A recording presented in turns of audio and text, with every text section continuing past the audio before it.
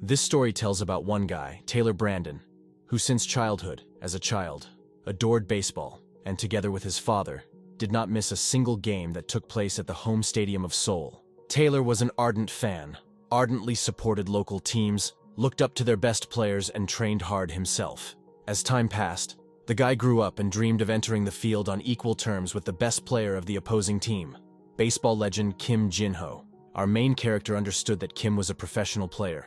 He was strong, well-built, and 2 heads taller than himself. Taylor, of course, knew a lot about baseball, always showed results, and his career as a professional player had long been established. But the trouble is that Taylor did not stand out in height, as well as in other dimensions, and in general he was of weak physique and physical development. They mocked him, and he perfectly understood why.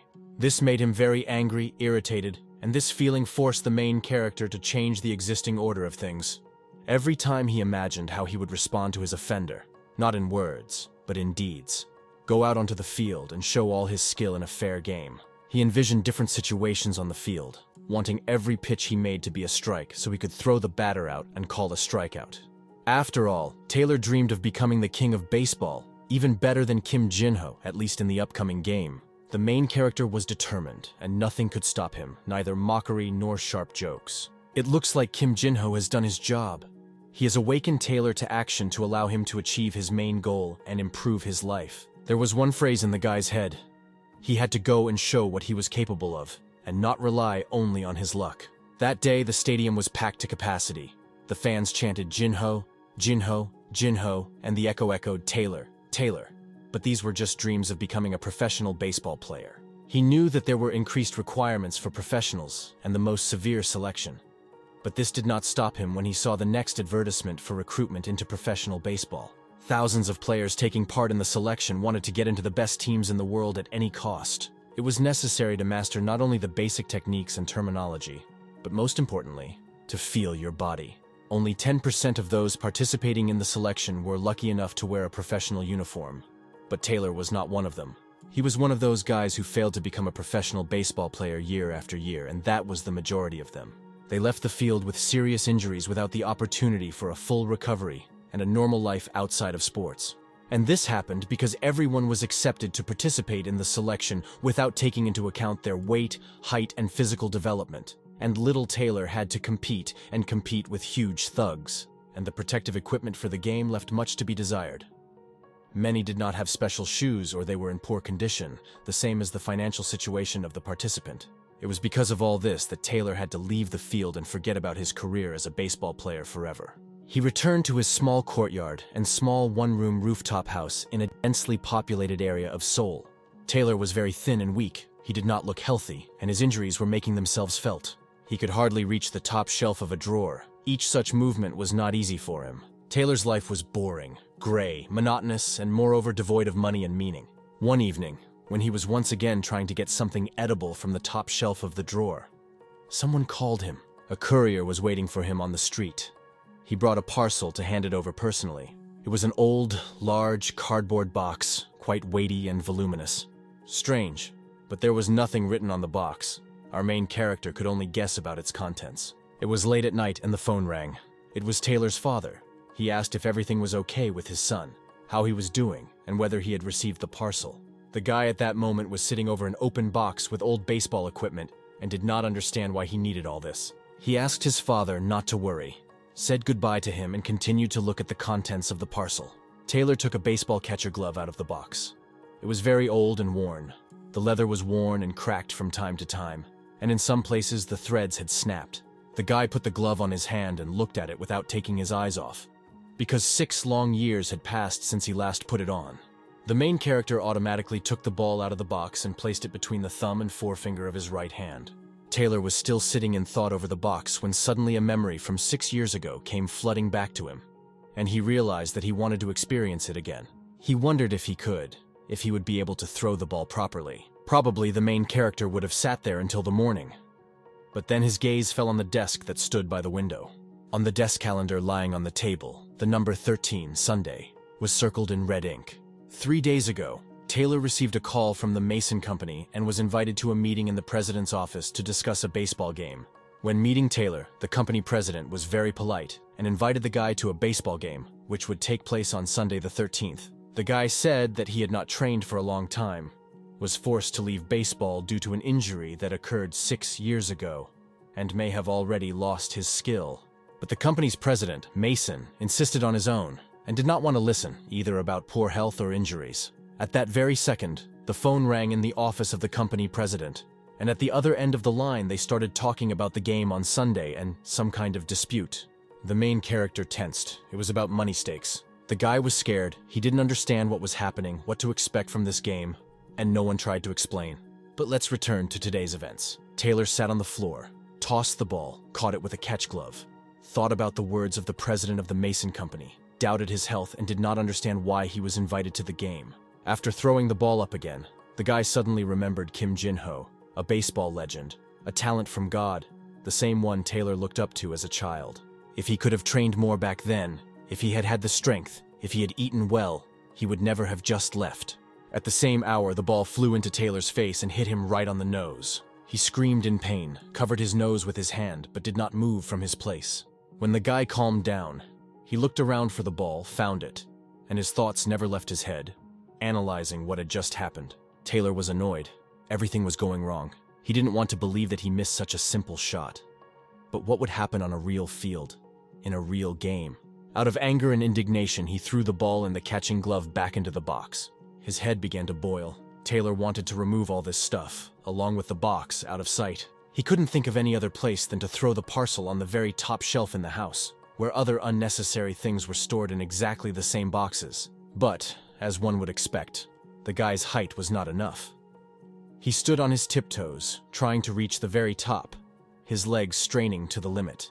When the fingers could barely hold the ill-fated box, it opened. Something fell out of it and rolled onto the floor. Taylor looked down and saw a strange transparent box on the floor. Behind the clear packaging, on a black stand with an inscription and a gold pedestal, was a new baseball. Taylor looked at the object that had fallen out of the box in confusion.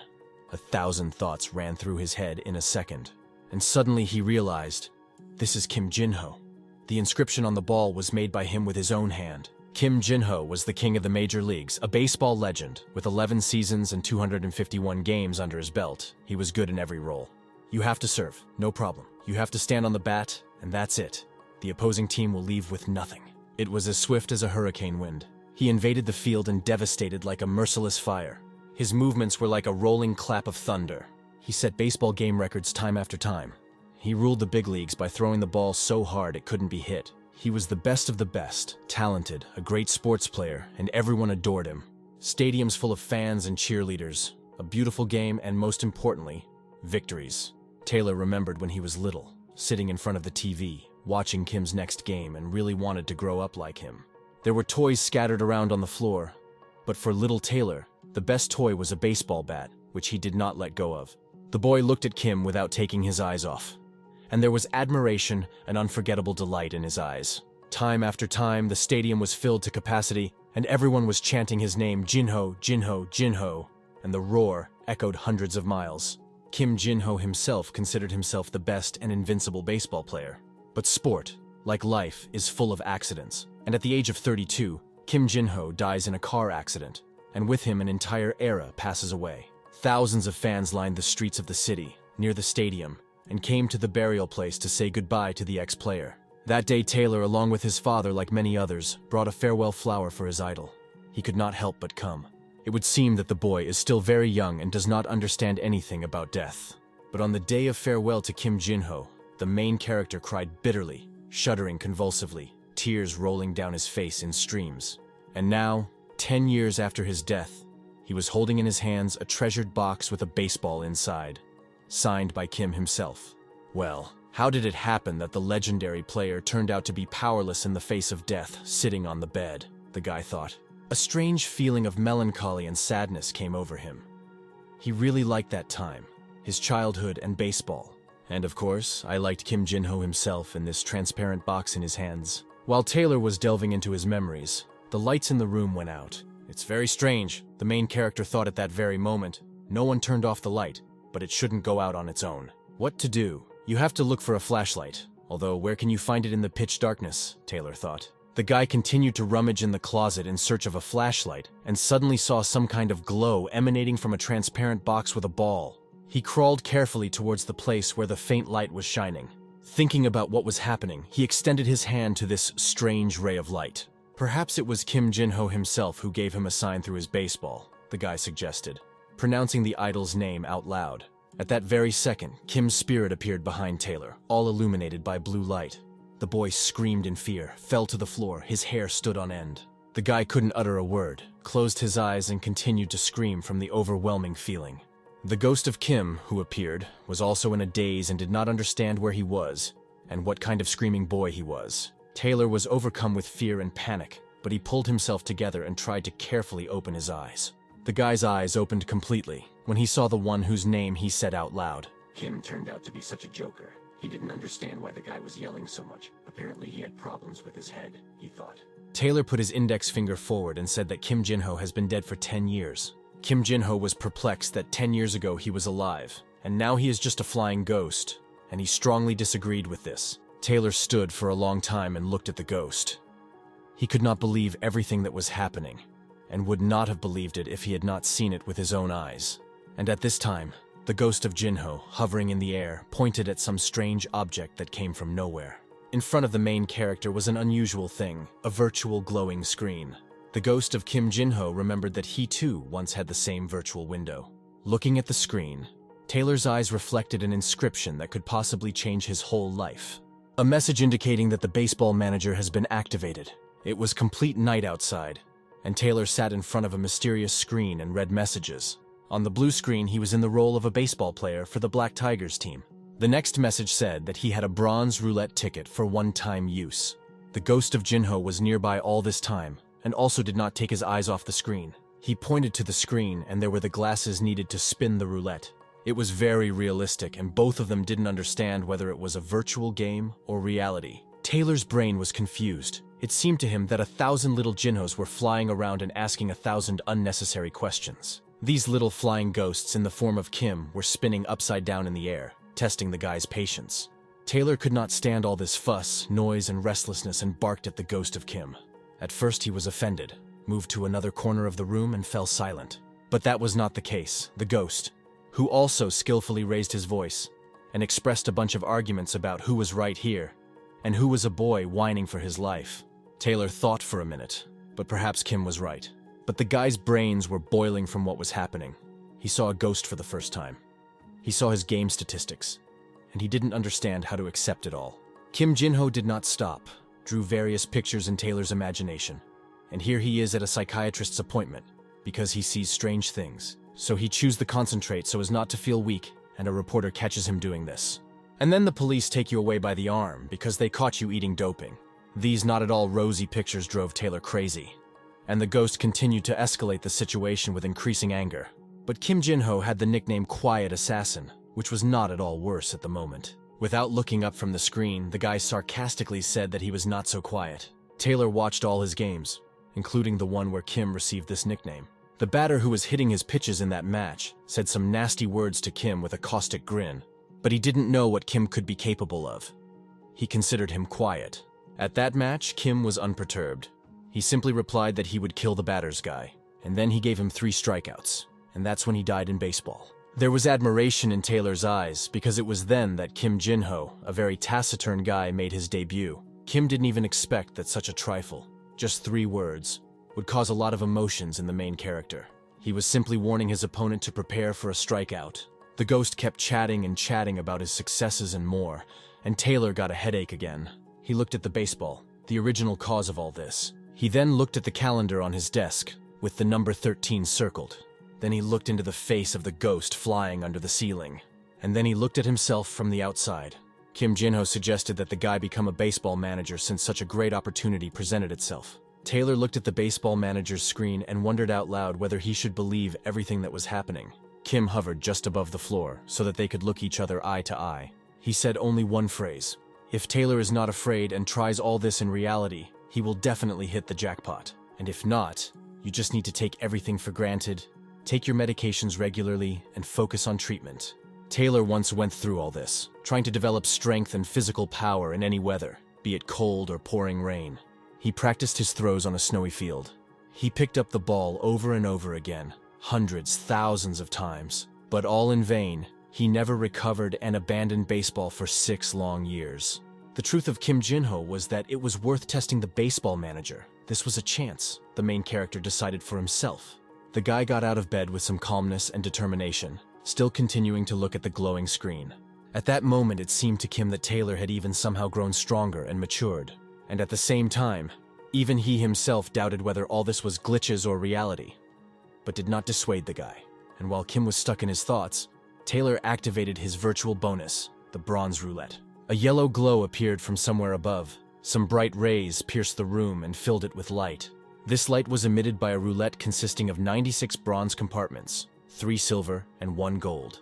Taylor looked at her studyingly and immediately calculated that the chance of receiving a gold prize was only 1%. The boy wondered if he really wanted to spin the roulette. But the guy's right hand, with his index finger extended forward, was already reaching for the bronze tape measure that was still hanging in the air. Screaming at the top of his lungs and closing his eyes, Taylor spun the tape measure with all his might. Looking at this action, the ghost of Kim Jin-ho doubted whether everything was all right. Or maybe this boy had lost his mind. Sunday morning arrived. The very 13th number circled on the calendar. It was time to go to the stadium, to the game, where the president of the company, Mason, persistently invited Taylor. The stadium was public, social, reminiscent of sand, and anyone could visit it. In addition, there was also a bunch of different garbage that was blown around by the wind and flew right into your face. Taylor was already at the stadium when suddenly someone called out to him. It was manager Smith, who coached him as a boy back in his school days.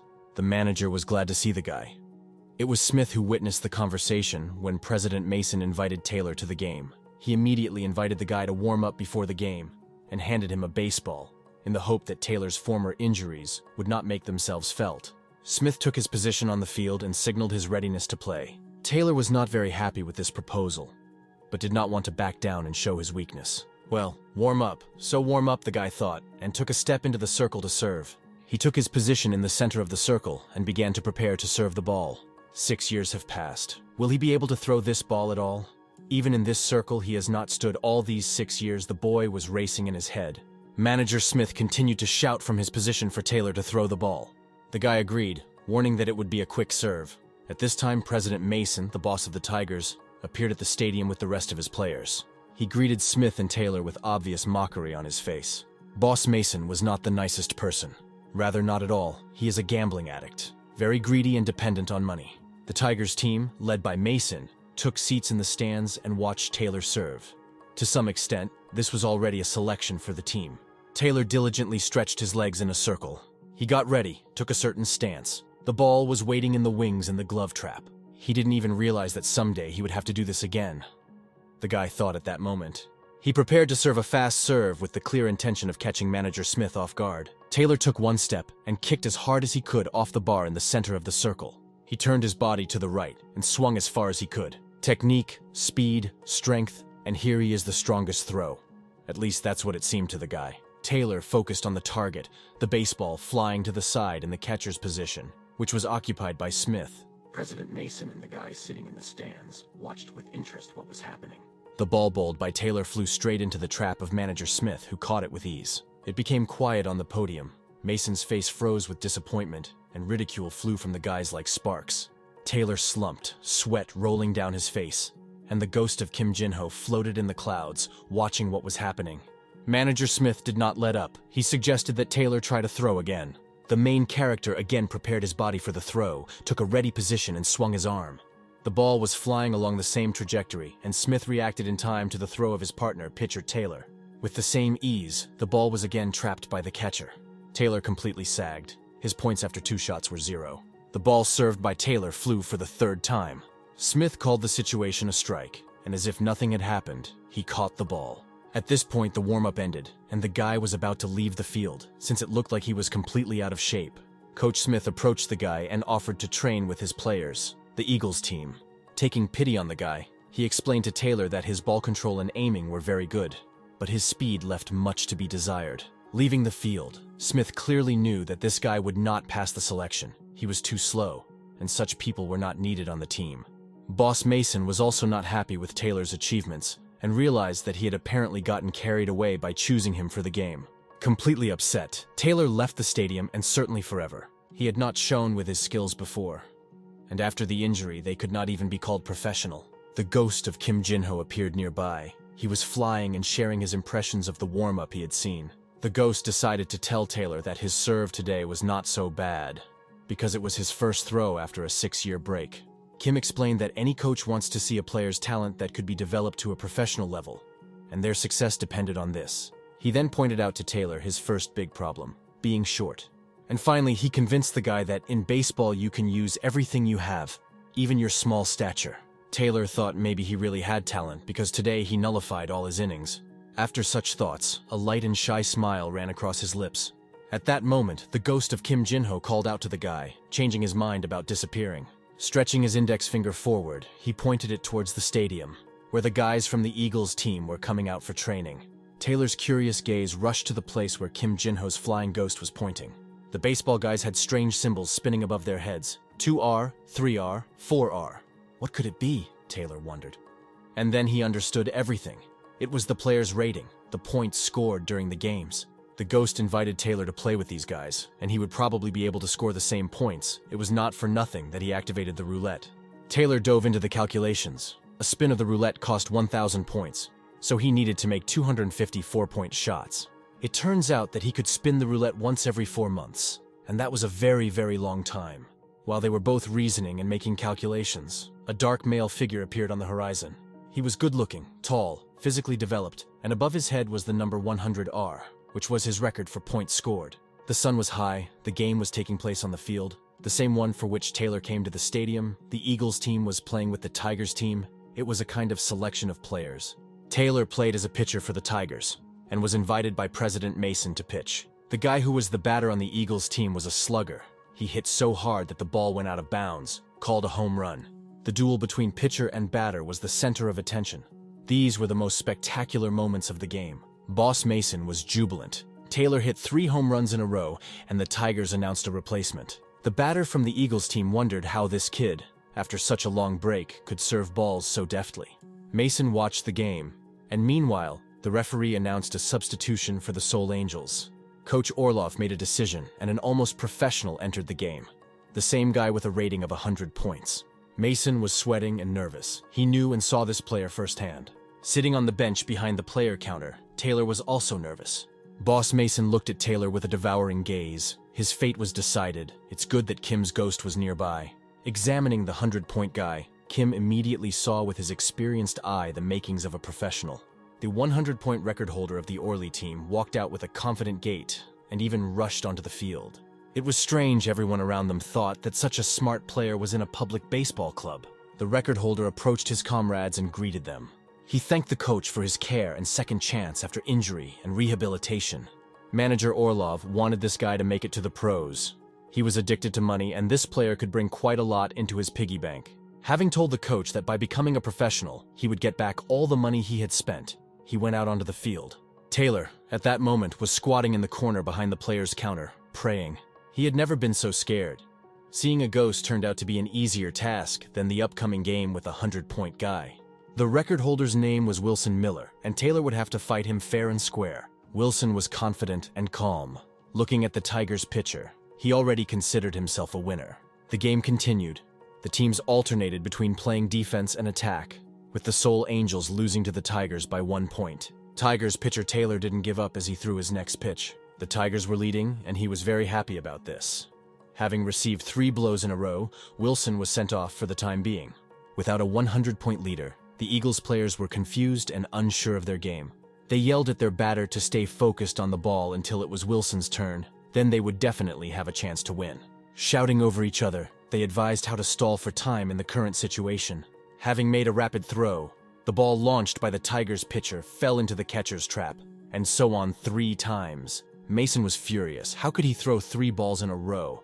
"It's an out," he yelled at his player. At this time, Wilson Miller came onto the field with a baseball bat in his hands. The Eagles team went on the attack and were eager to score points. Boss Mason, Taylor, and the Flying Ghost glared at the guy. In their eyes, he looked like a baseball monster. Coach Orloff put the same person on the field for the 4th time in a row, which made Mason indignant, and his millions were at risk.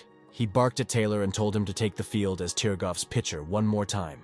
Taylor went to join the game, but Mason still did not let up. Only threats were heard behind him. The guy took a position in the circle to serve, his 100-point opponent pierced with a murderous gaze. He didn't know what to do and asked for at least some light from the ghost of Kim Jin-ho. But the master of Major League Baseball, the ghost of Kim Jin-ho, left the guy without his advice. Taylor did not have the skills of the pros. He did not throw curveballs, pitches, or fly balls. The guy served the ball while simultaneously discussing what to do. Surprisingly, the pitch was successful, and the ball was caught by his teammate's catcher. The throw turned out to be better than everyone expected. A roar was heard from the stands, and people around began to wonder who the pitcher was. President Mason, sitting on the podium, kept his fists for his team and more for his money. Feeling how good it was to be successful, Taylor shared his feeling with a ghost flying nearby, and there was a booth on the field, and Kim decided to give the guy some good advice, inviting Taylor to test his new virtual roulette skill. Remembering yesterday's events, Taylor looked at him with a questioning look. When the guy started the roulette, it spun until it stopped completely for several minutes, emitting a bright light. Opening his eyes slightly, he tried to get used to the bright light and looked at the glowing drum. On one of the cells of the roulette reel, there was a message that the guy had access to the skill of intellectual revolution. Remembering last night and the events of what happened, Taylor looked towards Orlov's opponent, who was discussing something with the referee. The guy made the final decision to test his roulette bonus, assuming that there would be no better place to test it. A message appeared from the system manager that the bonus will be used taking into account a crisis situation when the bases are loaded with one out. The next message from the system manager offered to knock out the batter from the game and receive an additional reward. While Taylor carefully studied the proposed options, Kim hung in the air, watching the changing pictures on the screen. The last message stated that all earned points were reset. The guy wanted to take full advantage of this, and if Wilson Miller hit a couple more home runs, he would just have to change his partner. Taylor knew he was playing with one advantage in this match, as Wilson had seen him play for the first time today. The main character pushed off the plate with his foot, felt stability, bent his arm at the elbow and swung to throw. Having prepared himself in advance, Wilson watched the Tigers' pitcher's every move. The ball was already flying towards Miller, and at this time Taylor was thinking about how to gain time and prevent the opponent from getting used to his serves. This time Wilson missed and the Tigers' catcher caught the ball. The game continued and the referee ordered a strike. Wilson Miller thought about it. He had a feeling that the speed of the ball was 100 kilometers per hour. The Eagles players and their coach watched the game and thought that this was just a tactical move by the batter. But Wilson himself understood that this guy Taylor was not so simple, and the situation could become a failure. Analyzing his opponent's every move, Miller concluded that there was something about this pitcher that set him apart from the others. Deciding that it was not time to panic, the batter prepared to take the serve one more time. The ghost of Kim, predicting Wilson's plan of action, pestered Taylor with his chatter as he prepared to throw. Batter Wilson was determined, as if he was going to fly into space on a baseball bat. After looking at his opponent and thinking a little, Kim suggested that Taylor listen to another recommendation. Laughing jokingly, he advised playing baseball with all your heart, or better yet, with your kidneys. Time passed. Kim was chattering. Wilson was on fire with anticipation of the throw, and Taylor was afraid of getting a warning from the referee. The ghost flew through the sky and continued to chatter about how Taylor was unlucky with his height, and serving high was not his strong point. As a result, Kim concluded that the guy's affected area is as small as his height. Snarling at the ghost, who had tired him out with his chatter, the guy offended Kim, unaware of the consequences. Kim, as always, turned out to be right, and this time is no exception. All of Taylor's balls will be hit. The main character decided that he needed to try the skill. There was no other way out. He would either lose, or the skill would help him. Intellectual revolution. Taylor said these two words, and something immediately changed in his gaze. He looked at the stadium. Everything was as usual. He looked at the sky. It was clear and still sunny. The inscription lit up on the virtual screen. Your intellectual revolution skill is activated. You can throw the ball in any direction. Kim Jin-ho was reading the message, and meanwhile Taylor saw a thing very similar to the skill from the game. The guy looked at manager Smith. Now on the field, Smith was a catcher and was waiting for a throw from his team's pitcher. The strange mark on Chief Smith's gauntlet glowed like a sight, as if it followed Taylor when he moved his eyes. Kim Jin-ho suggested that there would be no better time to test the acquired skill, and suggested that they quickly throw the ball. Taylor took his place in the serving circle and took the correct stance. The mark on Smith's mitt continued to glow. It's time to check the probability of a hit on the roulette, and what are its possibilities now, the guy thought. The right-handed batter Wilson was very accurate. He hit all the balls, even if they flew several in a row, but there were also successful landing zones. It was precisely this area that Taylor was aiming for, pushing off and swinging for a throw. The ball flew towards the luminous mark at breakneck speed. In Taylor's head, real pictures were replaced with unreal ones, and he was completely confused in them. Wilson took a comfortable, stable stance and locked his eyes on the flying ball, bat poised above his head. He made the best effort he could and swung it, but the bat flew past the ball. Catcher Smith caught the ball safely with his trap, and the umpire called a strike. The team and Coach Orloff sent the referee to the floor, shouting from their seats. The stadium turned into a booth. Boss Mason and the Tiger Boys were jubilant. It was a small step towards victory. "One more point, just one, and we will win," thought the main character, remaining in the circle to serve. It was not a hallucination, but a very real reality. Taylor figured out the images running in his head. Looking at the flight path, the guy realized that the ball was flying at the exact course, centimeter to centimeter, and it was heavier than before the throw. The sudden appearance of baseball roulette and this intellectual reality skill worked, and the advice of the flying chatty man in a cap, who also happens to be the ghost of baseball legend Kim Jin-ho, also worked. The game continued. The situation in the stadium became more tense. Each team expected a positive outcome, each for itself. Taylor became very self-confident. He extended his hand towards the opponent and threatened Wilson to control the ball. Blinded by his luck, he decided that he would throw another exactly the same ball and score a strike for his opponents. The guy was about to set the same flight course, but a ghost flying nearby did not allow the guy to concentrate. Kim teased the boy with his chatter and ridicule. Taylor was angry. He expected support from his flying friend, but he was not going to cheer him up. Having not received Kim's support, Taylor began to prepare himself for a throw. A skill that, of course, is good to use. But suddenly something goes wrong. A transformer of consciousness, Taylor said just 2 words and something changed in his gaze again. Taking his position and taking the ball in his hand to serve, he prepared to throw. Taylor, of course, saw the luminous mark and aimed exactly at it, centimeter by centimeter. Making a swift turn, he swung, and the powerful ball rushed like crazy with unbridled speed. As the ball flew toward the target, the luminous mark moved with catcher Smith. Convinced that everything was fine, Taylor confidently prepared for the upcoming strike. But it was not to be. Batter Wilson struck the ball and hit it. Crouching in surprise, Taylor saw the ball flying out of the playing field. The referee declared a foul on Wilson because his action was contrary to the laws of the game. The team managers were worried. They each supported their own interests and their millions. The game was gaining new momentum, and batter Wilson, pondering the pitcher's throw, began to think that something was wrong with this guy. Reviewing Taylor's abilities, he recognized his courage and thoughtful tactical actions. Taylor trained his ball to throw it high and catch it immediately, and it didn't look like it was very malleable. Seeing a fairly slow flying ball, Wilson could not find the right moment to hit it, and he decided that no matter how hard Taylor tried to push him into a corner, he would not give up, because he was the best batter on this field. For 6 years, Taylor had not experienced such sports excitement. For 6 long years, he had not felt such excellent physical activity. He looked into the eyes of his opponent, his gaze pierced as if with a laser. The energy was mesmerizing. Even at a distance, one could feel the power. The guy drooped and almost cried. A feeling of fear rolled over him like a huge wall. He begged the ghost of Kim to suggest at least something. Having outlined his options for the outcome of the game, Kim Jin-ho suggested that the strategies were over and the batter would return all serves with a direct hit. Another problem was the guy's speed. And the second was that nothing can be changed. You just need to take the ball and hit it. The third problem is the unwillingness to fight.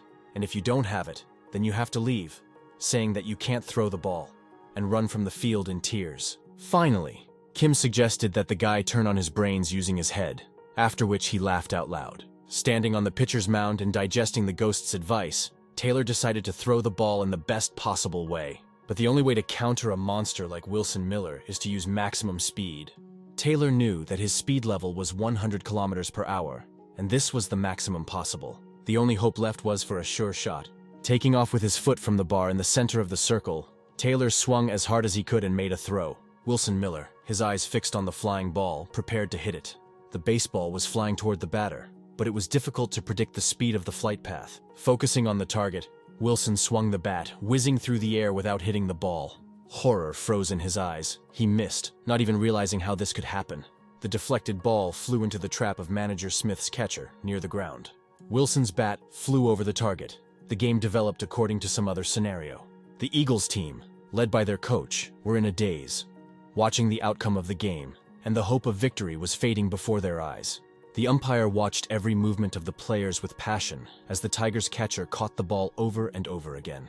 Watching the Tigers guys, manager Mason could not utter a word. Everyone was waiting. Suddenly, the ghost of Kim shouted Taylor's name. He was going to tell the guy something. Having finished shouting, he whispered in his ear that it was necessary to attack third base. Taylor immediately yelled at the top of his lungs at Coach Smith to throw the caught ball to third base.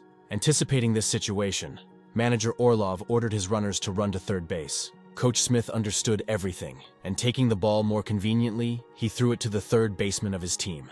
The Tigers baseball player ran toward the flying ball, running across his opponents. Having deftly caught the ball in his trap, the Tigers runner emerged victorious from the situation. At this point, the referee announced that the game was over. Not believing his eyes that it was all over, Taylor continued to stand on the pitcher's mound. The guys from the Tigers team rushed onto the field. It was wild jubilation. They thanked Taylor for this victory. Very upset by the result, the batter from the Eagles team left the field defeated. The guys from the Tigers congratulated Taylor on a bright and worthy victory, and the guy was glowing with happiness.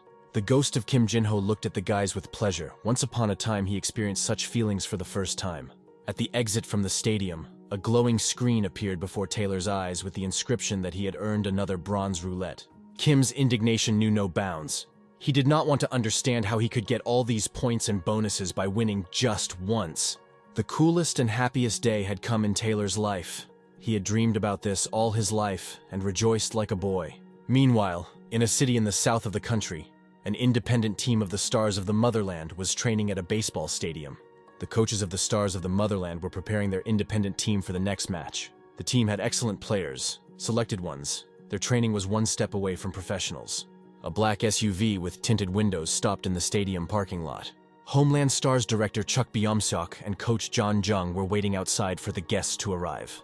Or rather, a guest. The team leader of the professional team Angels of Seoul. Her name was Jessica. Director Chuck, speaking first, thanked her for the meeting. Very surprised at such a sudden visit. Jessica replied that she stopped by while passing through. She had some business to do on the way and wasn't going to stay long. The guest was only interested in one question. Where was the player Wilson Miller and why was he not on the field? Coach John replied that Miller had a game today at a public stadium and would be gone for a while, and dialed Wilson's phone number. When Coach John got through, he asked how the game went. But in response, he heard that he had lost 3 home runs in a row and hit a swing. Director Chuck and the guest, standing at a distance, listened to the telephone conversation.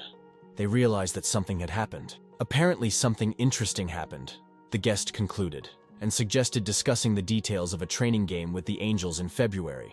Jessica asked the director of the Homeland Stars to allow player Wilson Miller to start playing that day. Having finished the conversation, she took her leave and hurried to the car. As the managers watched the guest go, they discussed among themselves their increased interest in Wilson. Jessica rushed down the road, realizing that Seoul Angels sponsor Seoul Hyun-sung was in a hurry. She did not come by chance. She was sent by the owner of the Angels of Seoul, having fallen ill quite recently. He was afraid of not having time to see the victories of his team. So, the game ended. The sun set below the horizon over the public stadium. Dusk fell, and all the guys went their separate ways. Wilson Miller's baseball bat lay in pieces on the floor. He himself sat alone, upset in the trash and mentally drawing an end to his career as a professional. After a phone call with Coach John, sweat and tears rolled down his face. Meanwhile, somewhere on the outskirts of the city, the Tigers team was celebrating their victory in some dingy bar. The guys poured glasses full. Alcohol flowed like a river. Today, he is the best among all the others. The next morning came. The city was awakening from sleep. Taylor dragged himself half asleep down the street. He was in no mood at all. Kim Jin-ho tried to cheer him up, but to no avail. The main character went to work early in the morning, and Kim Jin-ho persuaded the guy to go play baseball. The Phantom did not understand why Taylor needed to work when he had a baseball manager in his hands. Kim got angry, realizing that the guy did not want to listen to his arguments. Taylor couldn't quit his job. His family had almost no means of livelihood left. He couldn't tell them that he suddenly wanted to play baseball. Kim teased the guy, mockingly offered the guy to cry and then help him wipe away his tears. Having closed the topic of conversation, Taylor hurried up and suggested that Kim should catch up with him. Or stay. Taylor walked the rest of the way, lost in his thoughts. He didn't even notice how Kim caught up with him, and they both found themselves in front of the gates of the factory building where he worked. They went inside. The factory resembled an abandoned room, more like a huge hangar. Taylor was walking down the corridor when someone put a hand on his shoulder. These were the guys with whom he played on the same team yesterday, and with whom he had fun all evening after the game. While they were laughing and discussing their achievements from the day before, the production manager appeared behind them. He crept up unnoticed and angrily asked why everyone was having fun and not getting to work. Having threatened with dismissal, the guys fled to take their jobs. He continued to be sarcastic, asking how the great pitcher who deigned to come to work today was doing. The production manager ordered Taylor not to begin his share of the work, pointing his finger at the cutting machine. Taylor looked in horror at the machine with a huge blade and realized that this was his place of work for today. After apologizing to the boss for his lack of experience with the cutter, he asked for another job.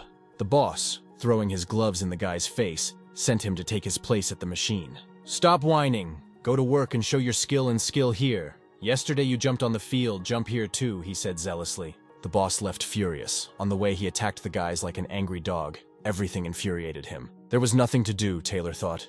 He would have to work on the cutter and began to inspect the machine, but could not find the power button. The guy's mood was at 0, it was pouring rain outside, and it was cloudy all day. Taylor put on a protective mask and gloves, turned on the machine and got to work.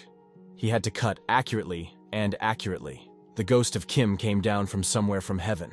He called the guy a weakling and explained that the pitcher's position is always an attacker. The boy was sad. Without looking up from his work, he answered Kim that such is life in society and you always have to endure, even if it's hard. Taylor looked at the cutter with all his eyes. He had not slept at all after yesterday. A scream was suddenly heard from the upper tier of the factory. The floor around the cutter was splattered with drops of blood. All the workers ran to this cry. Boss Mason went to Taylor, not understanding why he had to use the shredder. The guy was sitting crumpled on the floor and clutching the wound on his left hand. Blood was gushing out of it. The boss, thinking that he would get hurt, trembled with fear, because it was he who ordered the boy to work on the cutter. The wound was not very deep.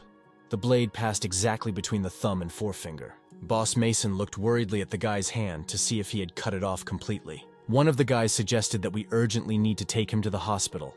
10 minutes earlier, Boss Mason had concluded that the wound was not serious and barked that he needed to be careful with cutting machines.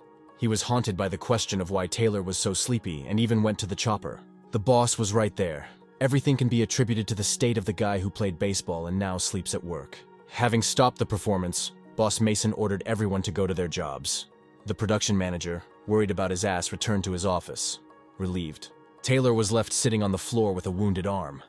No one took him to the hospital. After work, he wandered the streets for a long time, past houses and shops. He didn't want to return home at all. Time passed. It quickly became dark outside. Twilight set in, and only a month illuminated the small house on the roof. At home, Taylor treated and bandaged his wounded hand himself. It was late, but I didn't want to sleep at all. The guy was sitting on the bed and suddenly his gaze fell on a baseball lying on the floor in the middle of the room.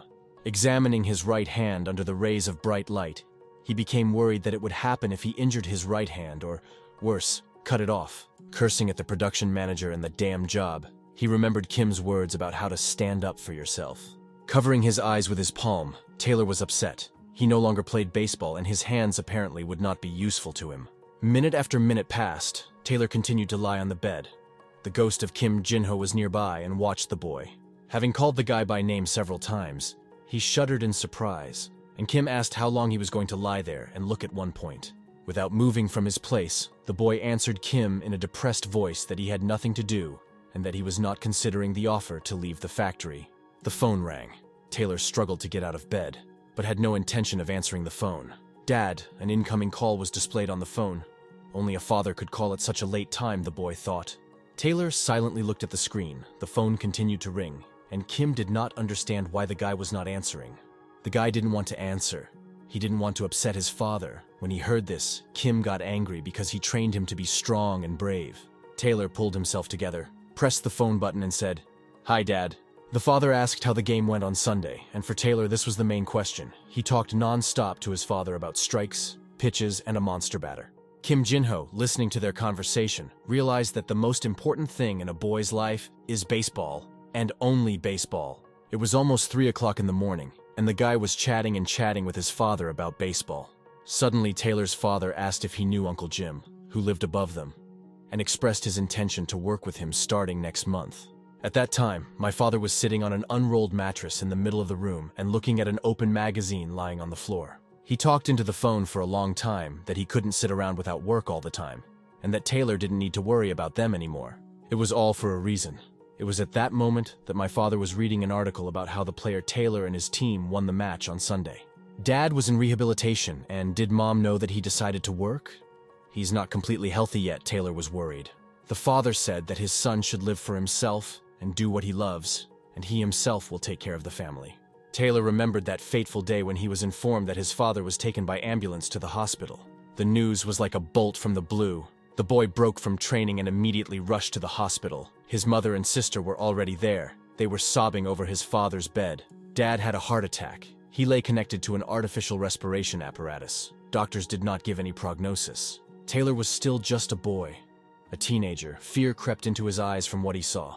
His father was the only breadwinner in the family. I had to forget about baseball and training. Now Taylor was the head of the family. He must help his loved ones. That's how the guy ended up at the factory, where he still worked from morning to late evening. He worked hard, carried out all the orders of his boss. At the factory they fed him lunch, but they paid him a pittance, which was barely enough to make ends meet. Taylor's free lunch was also not varied, like other workers. He was given a carton of milk and one bun, and so on every day. The guy had lunch and watched baseball on TV. Now this was the only way he could watch the game. He no longer had time to visit the stadium. During lunch, he sat in a secluded place and enthusiastically followed each game, his personal dream becoming more and more distant. A telephone conversation brought Taylor back to reality. His father told him that his son should do what he likes. Kim followed the conversation closely. He agreed with his father. The guy had a great desire to play baseball. The father regretted that he realized his son's desire so late, and Taylor's words made tears flow from his eyes. The ghost of Kim Jin-ho once again tried to hook Taylor, calling him a whiny baby. "Get out of here! Why the hell are you coming here?" In the middle of the dark night, Taylor was screaming at the top of his lungs, so much so that he could be heard on the next street.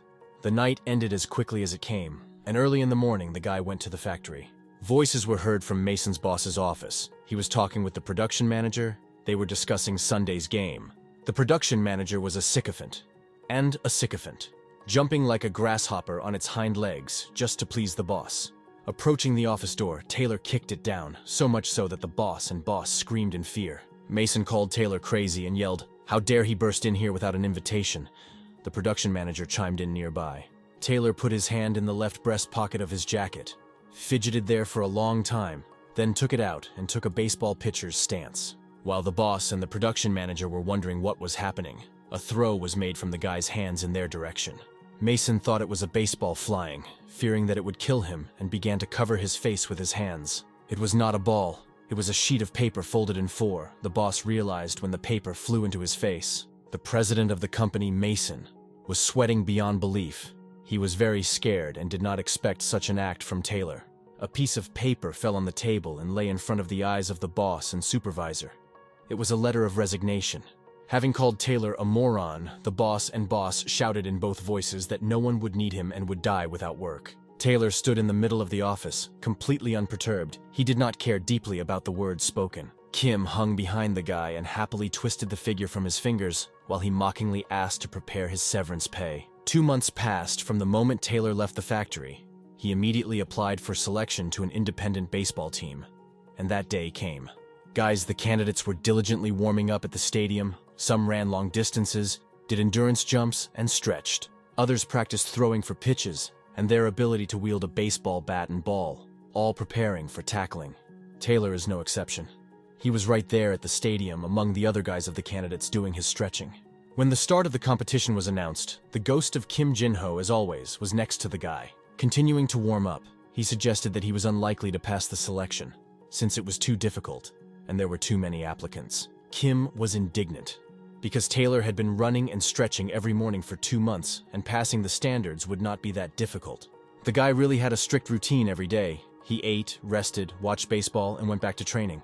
Then he ran again, stretched, trained, and Kim was always there, and after that he was still unsure of the selection. The ghost inquired about the guy's mood. He had reasons for forcing Taylor to do all this day after day. He had to understand baseball better. Looking into the baseball manager, the guy saw how his speed and endurance improved. Taylor looked at the glowing screen until the stadium announced, everyone's attention. The judge ordered everyone to gather in the center of the stadium. The selection for the Motherland Stars team began right now. Among all the independent teams, the Homeland Stars were the closest to a professional-level team, playing against second-tier professional teams every year. Last year, they produced 3 professional players, including a standout batter who played for a team that went pro. And today, Taylor came to the audition for the Stars of the Motherland, stood lined up in the middle of the stadium, next to the other guys with the same dream. The guy knew that he was here for a reason. He was here to take the first step, one step towards professional sports. The referee blew his whistle and announced the end of the endurance test. "The match will start soon. Check out the list of teams and names and wait for your turn," the referee continued to announce. At the first test, Taylor tried very hard. He asked Kim, who was carefully watching the players, if he had failed this round. Kim Jinho mercilessly replied that compared to others, the boy lacks physical fitness. And at this time, the coach of the Stars of the Motherland came onto the field. He had to make an important statement. John Jonk, the Homeland Stars pitching coach, greeted everyone, saying that he would be leading the blue team and asked them to follow the instructions. He further said that he would name the names in the order in which he would like to arrange the candidates for selection. Looking at the list, the coach asked if any of the participants would like to be the first to enter the field on their own. The guys sat there, their eyes fixed on the floor like mice. It's a lot of pressure to be the first on the pitcher's mound. Nobody wanted to be first on the list, especially if you didn't know who you were going to play against. If only it wasn't me, the applicants prayed, while Coach John examined each one with his piercing gaze. Taylor stood up from his seat and extended his hand upward, indicating himself to the coach. He decided to be first. Having praised the guy, Kim Jinho was very happy about this action. He taught that the pitcher should be the first in everything. Taylor walked onto the field with a confident gait.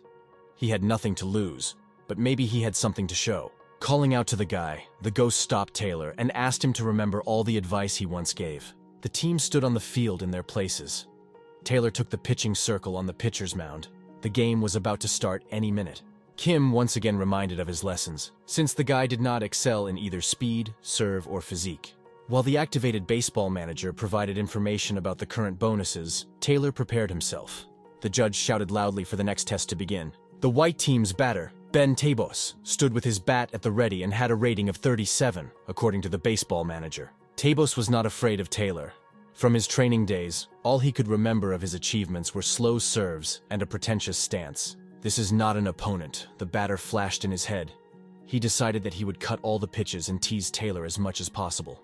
While the batter was painting his victory in bright colors, the Blues pitcher threw the first pitch. Ben swung at the ball and didn't even try to hit it. The ball was safely trapped by the blue team's catcher. When the umpire called a strike, the batter stood there dumbfounded. He could have easily returned this serve. It was shameful to stand just like that at the selection of the Stars of Koyan's homeland. Taylor decided that this was a joke, or that the batter was teasing him and prepared for the second serve.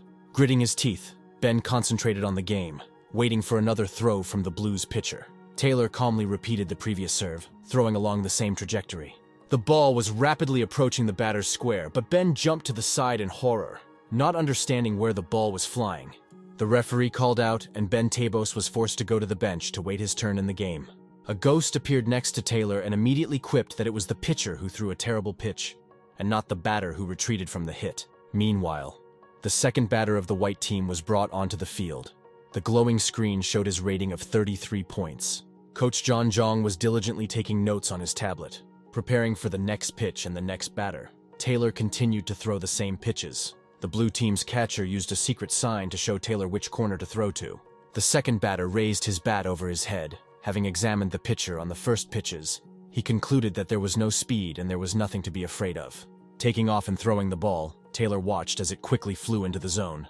The new batter also missed, and again the blue team's catcher caught the ball. The referee called out again, and the upset batter of the white team went to the bench to stand by. Taylor rejoiced. He managed to make 2 consecutive batters outs, so the glowing screen announced that 33 points were credited to his account. Enjoying the results obtained, the main character mentally praised himself. He would throw the ball in the air with his right hand, catch it, and realize that his serves were smooth and his fingers were more sensitive to the ball. But the repertoire was far from complete, Taylor convinced himself, looking at the field. The third batter of the white team came out to home base, the so-called house in baseball. His rating was 50, the virtual baseball screen reported. Taking his position, the batter, having watched the previous pitches of the Blues pitcher, was convinced that he had a lousy player in front of him. The 50-pointer recalled his fellow batter, who was unable to predict Taylor's throw and therefore missed. Meanwhile, Taylor was already serving, his next slow serve. The third pitcher, imagining the trajectory of the ball, aimed the ball with a baseball bat. Watching the ball fly away towards his opponent, Taylor wondered what he was thinking about now. The batter's timing was off, and the ball coming his way missed the bat. Having missed, it dawned on him that this was a change-up, and he became even more upset. Taylor did it. He sent all three batters to the bench in quick succession for the first time. Emotions were overwhelming. The virtual screen displayed message after message about the bonuses earned.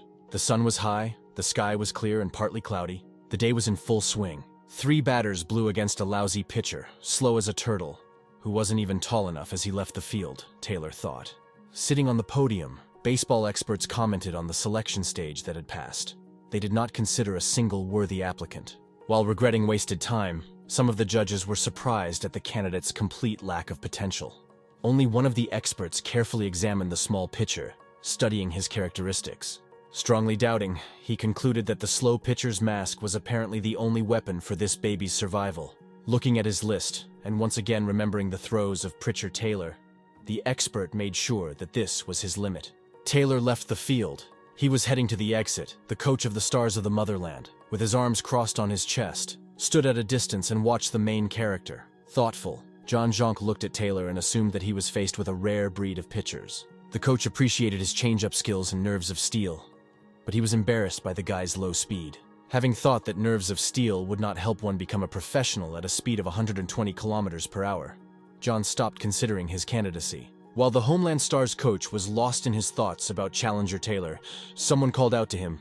It was the director of the Homeland Stars, Chuck Biomsiak. He was walking towards the coach, with his tablet in his hand, full of notes. The director needed to talk to Coach John without delay. Chuck Biomsiak was a very competent and wise leader. He never made hasty conclusions, and always weighed his decisions. Interested in pitcher Taylor, the director suggested testing the guy in the 3rd inning, the so-called period of the match. The selection for the independent team of Stars of the Motherland continued, and Taylor, having completed the next test, was going home. Let's return to the events of 2 months ago, on the day when the main character quit his job, and it was deep night. The guy came home, collapsed on the bed without undressing, and said with regret in his voice that he was unemployed. Immediately the ghost of Kim Jin-ho appeared. Lately he had been doing this suddenly, and said that the guy shouldn't worry about this. He reminded us that there was 1 bronze roulette bonus and suggested using it. The ghost chatted about how to stop lying around and that there was a lot of work ahead, and Taylor listened attentively and was silent. Suddenly the guy perked up and, waving his hand, said that he would try the bronze roulette once again. Taylor spun the bronze drum with all his might. It flashed with bright light and spun. The ghost of Kim Jin-ho followed with his eyes the turns of the roulette that blinded him. Taylor rose from the bed. He also sat waiting for the dropped cell while yellow rays pierced the room and filled it with light. The roulette stopped, while Kim was babbling something incomprehensible. Taylor was reading a message from the virtual screen. It was reported about a new skill, strengthening the twisted serve, which really confused the guy. He was not happy. Wondering how to master Kever, he began to study his characteristics in a baseball manager. Silence reigned in the room. Kim hung in the air in his thoughts, and Taylor thought, sitting on the bed. Suddenly laughing, the ghost broke the silence. He considered worries about characteristics to be sheer nonsense. They discussed tactics and action plans together for a long time, but everything came down to the low speed of the ball. In the end, Kim hinted to the guy that there was only one weapon, and it was his shitty throws.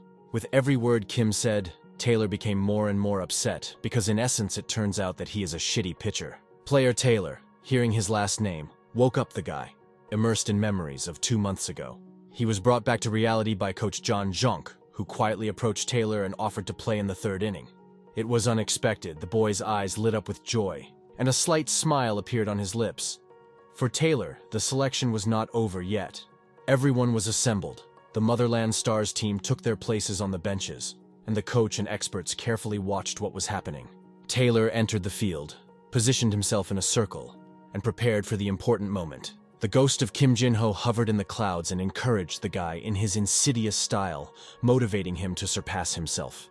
The referee gave the command, "Let's play," and the players took their positions on the playing field. Taylor realized that he had to act. He looked intently into the eyes of his team's catcher and put 2 fingers of his right hand on his left shoulder. This encrypted signal was called a curve, and the catcher, understanding the pitcher's secret gesture, prepared to throw a curveball.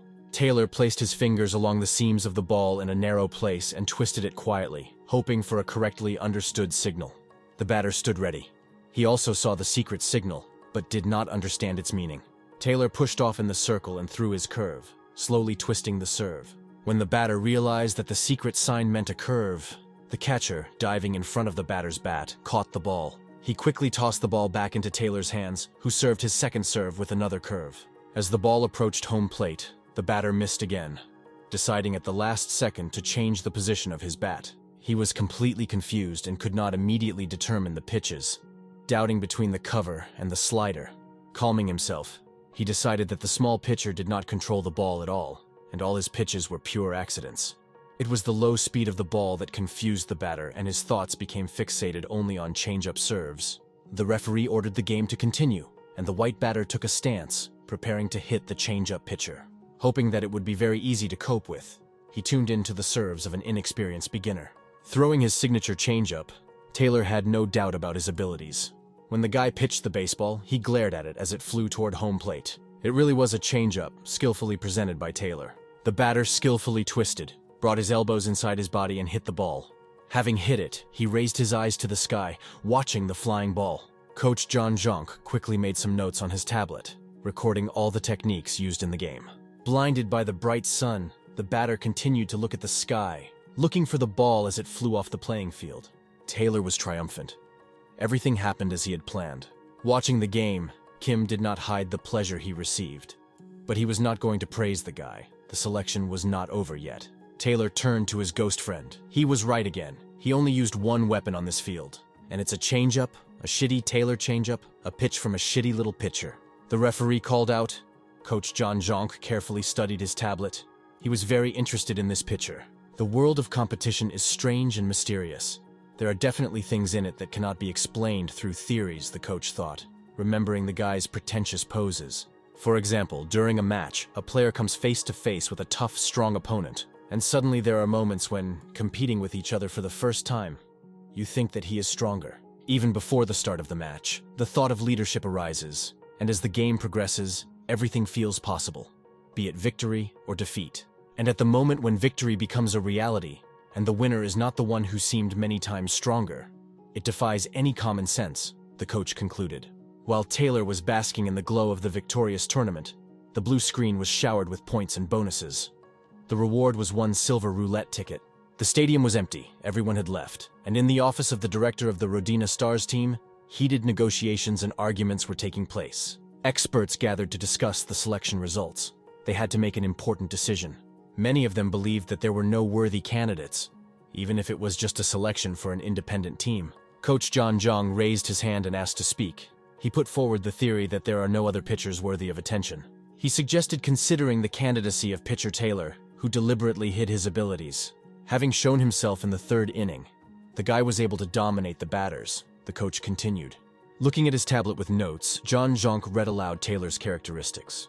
The coach believed that the guy was very capable and could definitely reach the level of a professional. Looking at the director sitting next to him, John Jonk wondered if he thought the same thing. Homeland Star director Chuck Bomsom entered the conversation and offered to take Taylor onto the team and test him again.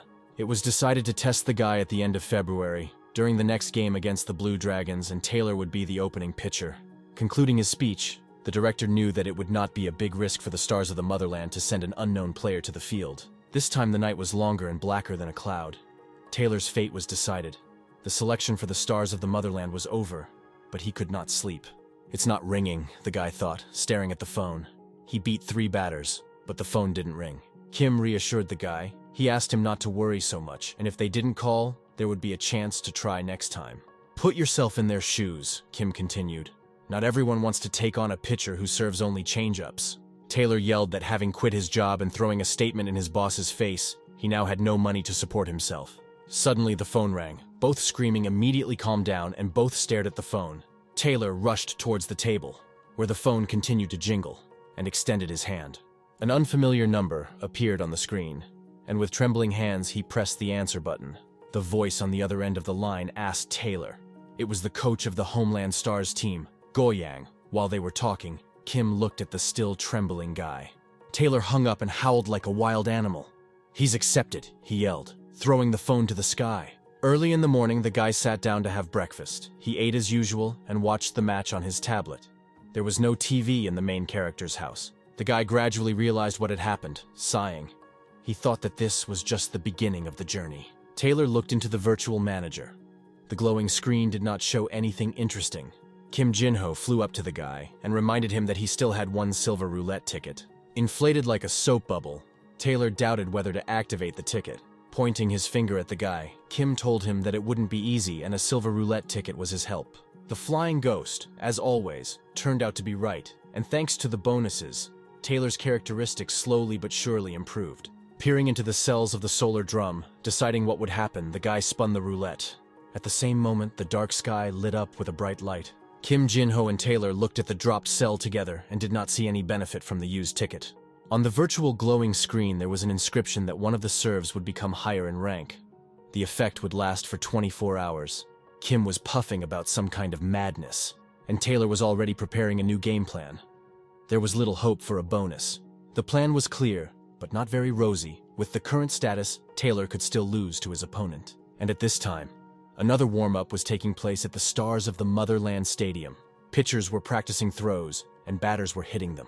Coach John Jonk spoke with the director. He has already notified the acceptance of 3 candidates and prepared a new schedule for the season. He reported to the director that this year there are expected to be 12 fewer matches, and in addition, there will be a 36th exchange match against a team of newcomers.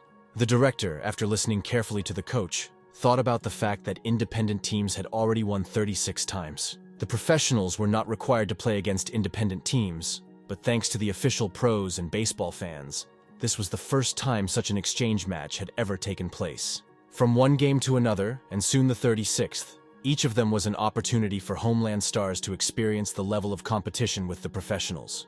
Director Chuck, having instructed the coach to work out a game plan with the Dragons, hurried to the upcoming meeting with the heads of the Soul Angels. The director left, and at that second the phone rattled in Coach John's pocket. A message, he thought, and looking at the phone began to read the delivered notification. He called out to dismissing director Chuck Biomson and told him that he had received a message from reporter Park from the sports news. The schedule may have to be changed and preparation done before the game with the Dragons, the coach said. While management was discussing future plans, Taylor arrived safely at the Homeland Stars training camp and checked into room number 302. Wandering around the room like a child, the guy showed Kim that he now had a good crib, a spacious room, and a soft chair. He admired the gym and training area and the cafeteria with tons of food. This pleasure cost only $700,000 a month, but Kim, as always, was sarcastic. He once played for $10 million a month. It was customary for players to pay themselves to get into baseball, but when they became professionals, they were paid, Kim explained. Living in a house on the roof, he could not even dream of anything more, and angry with Kim, rushed at him with his fists. Having calmed the guy down, Kim Jin-ho asked the guy to listen to an instructive story. To begin with, he explained that the major and minor leagues differ in the level of play, but the main difference is in the conditions. Kim said that when he was young like Taylor, he spent a whole season in the minor leagues. His skills were high, but he was not called up to the major leagues. He had to not only harden his mind, but develop a sense of thirst in order to feel this thirst and hunger for victories. It was then that Kim Jin-ho, having learned the lesson he had learned, remembered it for the rest of his life. After all, only those who felt this hunger in the lower league are capable of becoming real monsters in the major league. Finally, Kim advised the guy to never push himself into limits and always demand more. After that, Taylor stopped perceiving the joys that he got for $700,000 a month as the limit of what was possible. Taylor listened to Kim Jin-ho with great interest. It was a very instructive story, which he will remember for the rest of his life. Feeling that he had no closer friend and advisor than the ghost of Kim, they began to fool around. The guy, without hesitation, repeated Kim's laughter and immediately caught another joke from the house ghost. The sun was setting behind the stadium, and from the windows of the 302nd room came cheerful and fervent laughter. The day of the match between the Stars of the Motherland and the Dragons arrived. The sky was clear, the sun was high. Taylor arrived at the stadium early in the morning and diligently warmed up for the upcoming match. Then a ghost appeared, asking how the starting pitcher was doing in his debut. Without looking up from his warm-up, Taylor showed off the arsenal of learned skills he had. Suddenly, Kim looked towards the moving figure. Wilson Miller, Mr. 100 Points, was walking across the playing field. Taylor had no friends, and he decided to go and say hello to the guy if he didn't mind shaking hands with the one who once defeated him. Taylor approached the 100-pointed guy and asked if he remembered their recent meeting. After hesitating for a while and rummaging around in his head, Wilson remembered the annoying little guy. Kim immediately put in his 2 cents, warning Taylor that this was a bad idea. The big-eyed guy was unperturbed and had no intention of continuing the dialogue, but Taylor tried to speak again, reminding him of his 3 home runs. Wilson's look said it all. He remembered very well how he almost got thrown out because of the shortness of the pitcher. When the 100-point guy left, Taylor sat annoyed, and Kim laughed until he cried. Suddenly, Taylor looked at Kim with horror in his eyes and pointed to the pitcher's mound. Some guy in all his glory, a pitcher from the Dragons team, was practicing pitches. He was brash and confident in his skill, confident in his icy serves, even now in a routine training session. "This is Henry Hardy from the Black Crows team. He is considered the best pitcher at the moment," Taylor recalled. Henry was good at baseball. He was called Iron Shoulders, but in public he was considered a very controversial figure, all because of his own behavior. He had another nickname that suited him very well, Second Kim Jin-ho. The ghost of Kim watched Henry's throws and realized that he was not bad at all. Taylor, meanwhile, remembered that he had already been suspended from games for a year. Henry was capable of throwing balls at speeds of 100 and even 150 kilometers per hour. Having pounced enough, Henry moved out of the playing field towards Taylor. Like a mountain, he moved closer and closer. And when he approached at arm's length, Taylor looked like a small dog against his background. Henry arrogantly, from his height, looked at the 16th number on Taylor's uniform and grinned impudently. He extended his hand to the guy, and Taylor thought that now this thug would crush him like a bug. Henry ruffled the hair of the little rat from the independent team of Motherland Stars. That's exactly how he was reflected in his gaze. Taylor was not at a loss. He looked intently into the eyes of the thug, listened to his verbal attacks, and sharply threw his hand away from his head. Well, now it's clear who and what they were. An electric charge ran between them. The game started any minute. The Motherland Stars and Dragons teams greeted each other. Director Chuck Bomson watched the players closely from his observation deck, his gaze directed towards center field. Henry Hardy is the best pitcher of the current era of professional baseball, and he was among the players on the Dragons team. Who knew that after the disqualification, Henry would be sent to play in a friendly match with the Homeland Stars, and Taylor would have to compete with him? Coach John Zhang was not sure that the guy should have played today, and he asked Director Chuck, who was closely monitoring the situation, about this. While expressing his opinion to the director regarding the upcoming match, he was worried that Taylor would lose all motivation and interest in baseball. Taylor was also worried that no matter what he showed in the qualifying games, he would still have aces up his sleeve.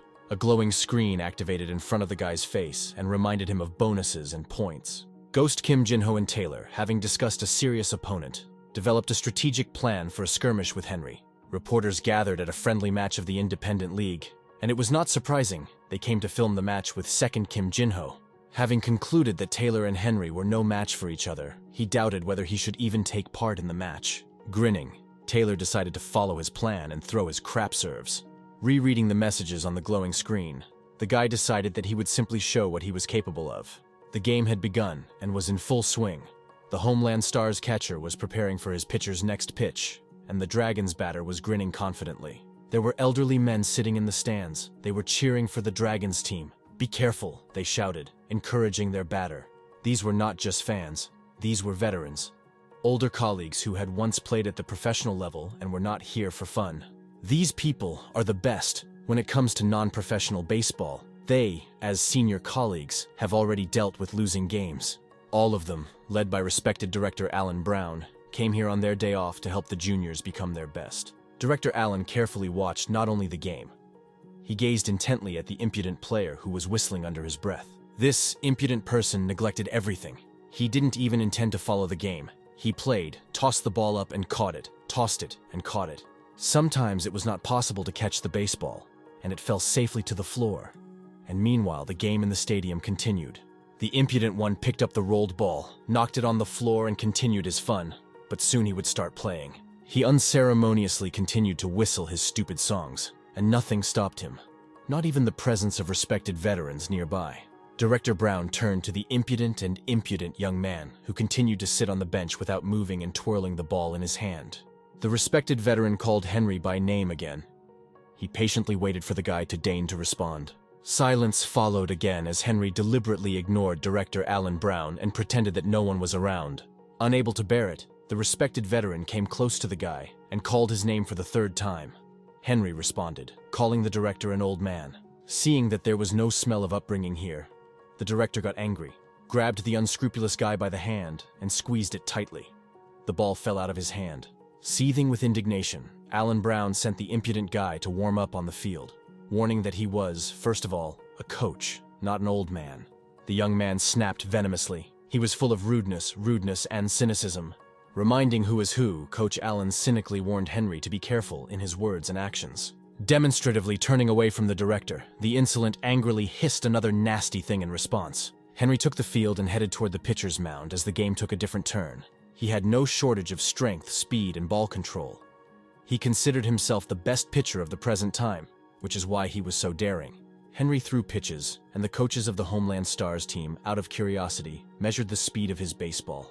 After some thought, the Stars coaches decided it was time for batter Wilson Miller to shine and called him out first. The figure of the 100-point batter took position in the home plate, ready to hit pitcher Henry's pitches, and he began to take aim with his bat. Taylor watched, waiting behind the player's bar for his start as a pitcher, and he asked Kim if the 100-pointer would get his mark.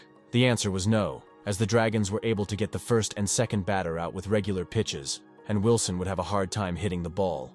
With his leg high, Henry swung and pushed the ball out with his fingers. It flew without spin, and Wilson swung the bat. The ghost of Kim Jinho believed in the 100-point monster and his return to the Motherland Stars team when he hit the second serve. On the third throw, Henry prepared curve, a complex curved serve, and masterfully spun the ball into the throw. The trajectory of the flight was complex. Batter Wilson Miller, being not so simple, calculated the pitcher's plans in advance, and it was Curve who was waiting. Taylor watched the game progress. He had difficulty digesting what was happening. Kim also did not understand why Henry ignored the signs of his team. The impudent bastard Henry was very cunning.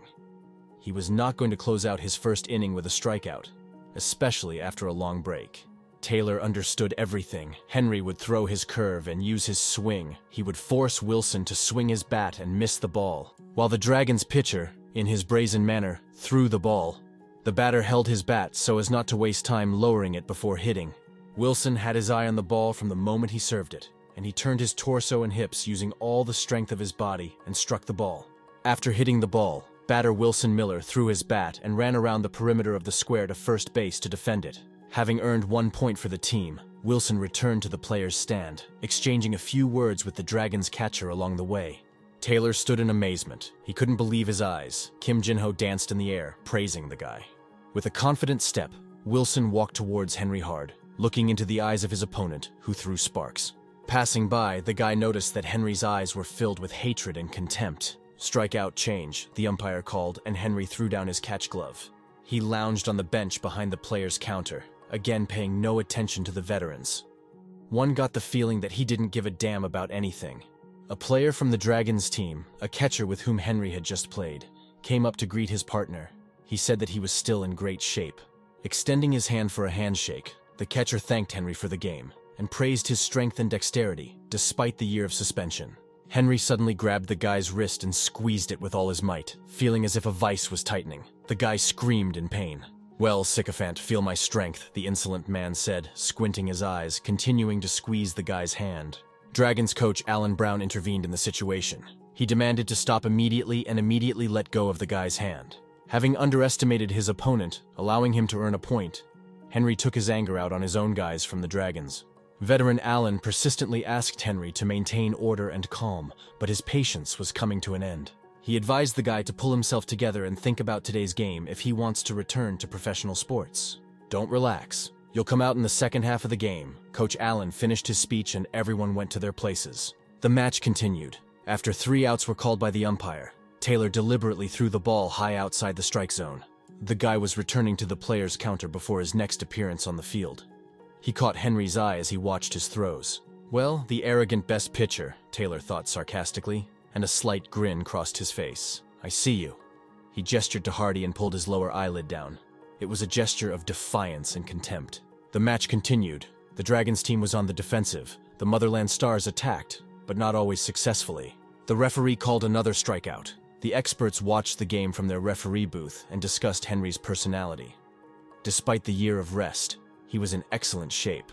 Meanwhile, Dragons coach Alan Brown was talking with an arrogant and daring personality, so animatedly discussed by experts. Coach Allen, trying to influence Henry's personality, suggested that he take a closer look at his opponent, a pitcher from the Homeland Stars team. Any attempts to talk to the player remained unsuccessful, and Coach Alan Brown grew tired of the efforts. The true opponent of the Dragons was Taylor, and not just a batter from the Stars of the motherland. This was the conclusion the veteran made, having long ago turned his attention to the guy. Taylor went out to the St. Petersburg Hill. The coach announced his exit when the Homeland Stars team went on the defensive, and Kim, as always, threw out his advice. Kim loaded the guy with various tricks with change-ups and encouraged him not to give up under the pressure of circumstances. Taylor was preparing to throw to the attacking team. Opposite him was an opponent with a 35-point rating. The Dragons batter had only Taylor's change-ups on his mind, and he was preparing to hit them. The main character decided to use his secret weapon and score as many points as possible. Kim, who suddenly appeared, intervened as always, and sowed doubts with his questions when the guy was already preparing to throw the ball. He hastened to remind Taylor of their old conversation, or rather advice, or rather a lesson learned. In the affirmative, without a drop of doubt, Taylor nodded his head and prepared to put on a show. The guy wrapped his fingers around the ball on the seam, twisted his wrist hard, and threw it with a slight deflection into the right corner. The Dragons batter was not ready. From his position, he could only hit a changeup. He could not change his position and react quickly. He turned out, but lost his balance. An interesting, very interesting pitcher. He hit a good pitch, a slider. An expert was discussing at the referee's table. The referee announced the end of the fourth inning and the Stars of the motherland went on the attack. Now the defense will be with the Dragons. Taylor lounged at the player's counter while the virtual manager flashed glowing messages, adding bonus points for achievements. He was upset. There were a lot of bonuses in front of him, but he received them only for his first achievements, and the guy didn't understand what would happen next. Like a child hungry for a toy, he took a moment to imagine what he could get after his first victory. From the opposite side of the stadium, Taylor and his joyful lunges were watched by the director of veterans, Coach Alan Brown. Director Allen once again became convinced that the guy from the Homeland Stars team is interesting not only for his good change-ups. While the Dragon trainer was lost in thought, Henry approached him. He was very annoyed.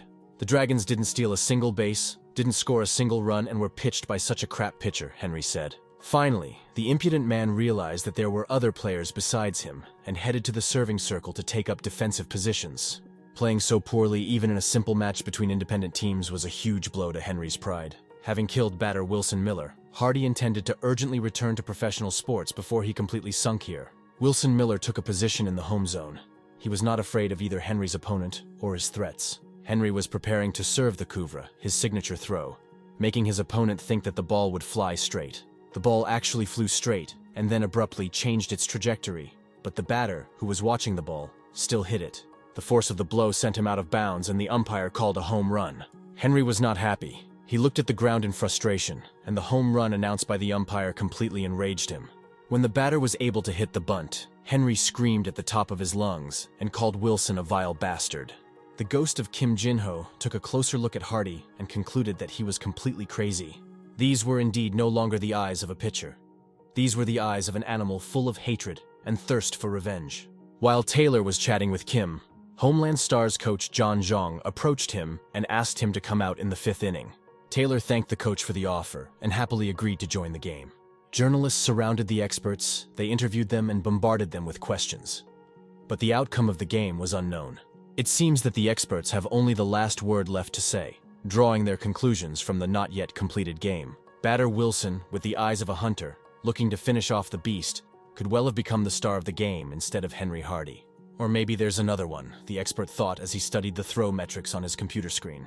The contender was pitcher Taylor Brand. Small, bouncy, with a pretentious stance and unexpected pitches. The match continued into the fifth inning. Taylor played his innings and sat down to rest on the player's bench. Coach John Jonk approached the guy to cheer him up. Did a good job, he said, offering to cool down. Having not played until the end of the fifth inning, Taylor, not very confidently, asked why he was being sent to the bench. Coach John and the guys from the Homeland Stars team encouraged the guy, appreciating his excellent result from only strikeouts. Taylor was very afraid that without his participation in the second half of the game, the team would lose their advantage, and then there would be no victory in sight. Now he was just an observer. He will no longer be able to go to the mound in this game. The further result depends only on his team. The Ghost encouraged Taylor. The outcome of the game was not at all clear, and there was no point in being sad. Running onto the playing field, the guys from the Stars of the Motherland rushed to victory. They perfectly understood that thanks to Taylor, they had a chance. "You must win." These parting words were spoken by the coaches to their players before being brought into the game. The result depended on the guys leading the game on the field. They only had to defend 1 point. The Homeland Stars were determined to win, and determined to make Dragons pitcher Henry Hardy a loser. Taylor shouted to the team, "Go ahead," and Kim Jin-ho watched in surprise as the short man screamed like a giant. When the game ended, the Homeland Stars celebrated their victory, Taylor becoming the winning pitcher for the first time. While the Homeland Stars players were rejoicing, director Chuck Biamson was having telephone conversations with the Seoul Angels team leader, Miss Jessica. After reading the sports news, she persistently asked for another match to be held for everyone interested and for the press. By demonstrating their skills, the baseball players could become members of the Seoul Angels professional team. Director Chuck tried to change the situation, citing the fact that the team members were tired, but Jessica categorically suggested playing a second team. Raising her voice, the lady concluded that Wilson Miller should be number 4 at first base in this game. Director Chuck Biamson could no longer hold his own and had to give in and agree with her. The next morning came. All the guys from the Motherland Stars team were resting after a tense game in their rooms at the sports club. During yesterday's match, the stadium was full of journalists, and the main character was looking through the sports newsfeed. Pointing his finger at the phone screen, Taylor happily informed the Ghost of Kim Jin-ho that he had found an article right on the main page. While the guy was happy, Kim was also happy. But first he had to look at the bonuses he had earned, and he whispered about this in his ear. In between, the main character wanted the system manager to give him a ticket to Platinum Roulette for yesterday's winnings. And he immediately blushed. Taylor just wanted something worthwhile to come up, so that he could get a chance to get into the world of professionals. The batters he defeated were nowhere near the skill level of those he had yet to face. The main character wanted to make his contribution to the world of baseball, but he started too late, and while his number was only 16. Having exchanged the 4,000 points he had earned for a bronze ticket, Taylor, heeding Kim's advice, decided to use roulette. Coming closer to this luminous miracle, Taylor and Kim carefully looked at the cells of the drum and realized that nothing useful would fall out there. After thinking for a minute, we decided to rotate it anyway and turned the drum with all our might. When the roulette stopped, Kim was happy as a child. Taylor was upset. The guy's stamina increased by 1 level, and the glowing screen displayed useless messages one after another. While Kim continued to mock, Taylor said that he had another ticket, only this time for gold roulette. He resolutely approached the drum, which was emitting a glow even brighter than before. They both looked with interest at the golden segments of the roulette. At that moment, Taylor dreamed of a super prize. A feeling of thirst for easy money arose in the guy, and he spun the luminous drum as hard as he could. From the outside, it seemed that the guy would explode and his nerves would explode, and Kim tried to reason with him, because life should not be uncontrollable. The drum was not going to stop, and the guys continued to shout in anticipation of the bonus they would receive. Kneeling down and closing his eyes, Taylor began to pray for the fulfillment of his cherished desire. The roulette stopped. Taylor carefully opened one eye and began to peer at the frozen cell of the drum. A blue glowing screen appeared and the guy read the message. It said that the fastball had been improved. Meanwhile, the coach and experts gathered in the office of the director of the Motherland Stars team. Chuck Biamson told the audience that their team was given a lot of funding, and all thanks to the loss of the Dragons. Or rather, Henry Hardy. But it was necessary to face the facts and study the situation in more detail and thoroughly. Having won with a score of 1-0, batter Wilson Miller brought a point to the Homeland Stars team, and everyone agreed with this fact. Another fact is that all the batters failed to get a single base, and in the end, the victory was brought by pitcher Taylor, who was not on the team. At the end of the meeting, Chuck Biamson announced to the crowd that tomorrow there would be a friendly match with the Seoul Angels. Journalists were planned to be present at the game, and it was unacceptable to allow a loss. The director continued his speech. It was the 3rd hour of negotiations. It was necessary to discuss one more main point, the register of players. At tomorrow's game, from the side of the relief pitcher's zone, the director proposed Taylor as a shift man. Coach John was not happy. He tried to object to Chuck Biamson, but the argument was the same. Bringing victory, Taylor became an official player of the team. Meanwhile, Kim was sitting in the training room, explaining to Taylor how to throw an improved fastball obtained from the tape measure. The balls that the guy threw were not at all like a new skill, and this made him even angrier. Taylor asked Kim to explain it more simply, but that was not the case.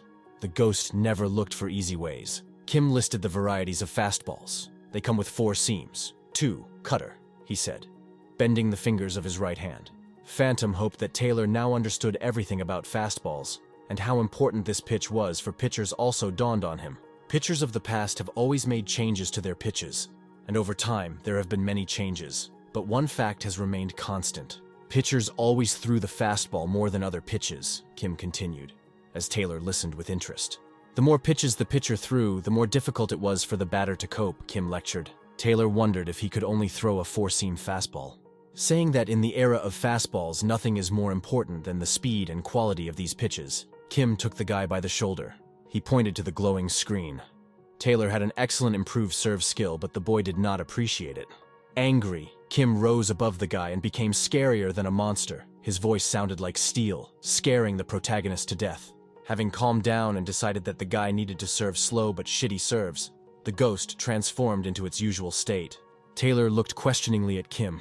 He really wanted to survive among the monsters of baseball. While discussing a new roulette skill, Taylor received a message on his phone saying that he had been officially elected as a shiftman for the upcoming game. The day came when Taylor, as part of the Homeland Stars team, arrived at the second-string game of the Soul Angels. Taylor looked with interest at the country's second-largest stadium and the largest investment in Soul Angels history. Looking up towards the spectator seats, the guy saw the figure of a young woman and a man standing next to him in suits with the emblem of the Soul Angels. He immediately recognized her as Miss Jessica, the operations manager of the Soul Angels team. Having examined everyone and everything around them, Taylor and Kim Jinho, joyfully, headed to the counter of the Stars of the Motherland players.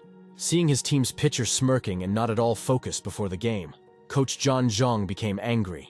Feeling his menacing energy, Taylor was forced to turn away from the piercing gaze. The guys from the Soul Angels team warmed up before the match by closely studying the opposing players. The ghost of Kim Jinho, having made himself comfortable at his observation post, concluded that the match would not be easy. After wishing Taylor good luck, the ghost escorted the boy to the field to warm up before the game. Manager Miss Jessica and coach of the Soul Angels watched the opposing players from the upper stands. Carefully examining each person involved in the game, her gaze settled on one of them. Interested in player number 16, she asked his name. It was the main character, Taylor Brandon, who greeted the players of the opposing team with his pathos. The coach listed all of Taylor's characteristics to Jessica, adding at the end that he has very sharp curveballs. Miss Jessica mumbled something under her breath and plunged into her memories. She turned 180 degrees and headed towards the exit without saying another word.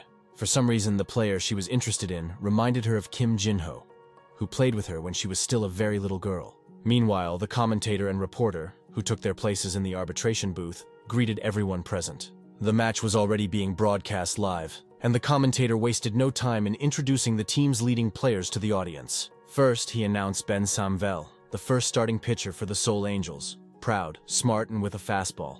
The second commentator announced Rob Filjon, noting that he once defected from the pros to the Homeland Stars team. From the arbitration booth, ridicule and poisonous barbs rained down on the guys of the Soul Angels' rivals. Fans were bustling around looking for the rookie defector, and many came to see him. Closing his eyes for a moment, Taylor imagined what to expect from the pitching of Soul Angels pitcher Ben Samwell. The main character noticed that today's match foreshadowed a confrontation between great pitchers. Having stirred up the guy, the ghost of Kim Jinho ordered him not to take his eyes off the bench of the Soul Angels team. Coaches and opposing hitters alike all deserved Taylor's attention today.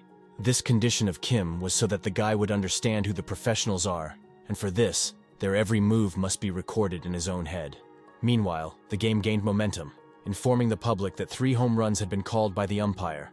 The umpires rejoiced. The Angels of Soul played an excellent game, gaining points. They destroyed their opponents.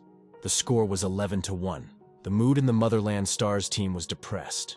The guys could not break through this wall of professionals. Carefully observing everything that was happening, Taylor noticed one interesting feature of the Soul Angels. Having called Kim, he, without even looking in his direction, continued to look at the opponent's bench. Taylor watched how their coach and players communicated with each other throughout the game, receiving practical advice and recommendations. It was a whole command mechanism, like a set of gears rotating among themselves, the guy concluded. Meanwhile, the Seoul Angels coach directed his batter to properly concentrate on hitting the ball. Having received the instruction, the batter entered the field from the experienced perspective of his coach. When the judge announced another hit, Taylor became very nervous. The Stars of the Motherland's chances of correcting the situation were becoming less and less. The guy changed pictures in his head.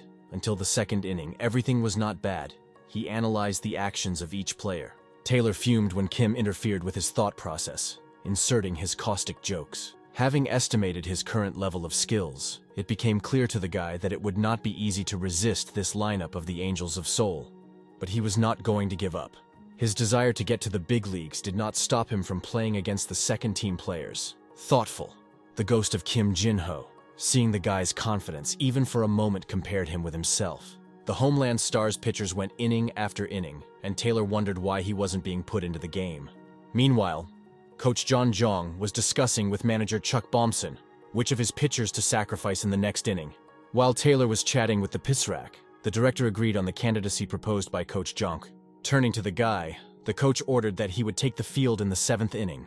He sent him to warm up before the start, thinking that he didn't look good at all. Taylor, clenching all his will into a fist, with a clear plan in his head, went out to warm up before the game. In the warm-up zone of the Stars of the Motherland, a gloomy mood reigned. Everyone understood that the match was lost and it was impossible to win back the points. Accepting the idea that their opponents were professionals after all and not wanting complete defeat, they continued to play.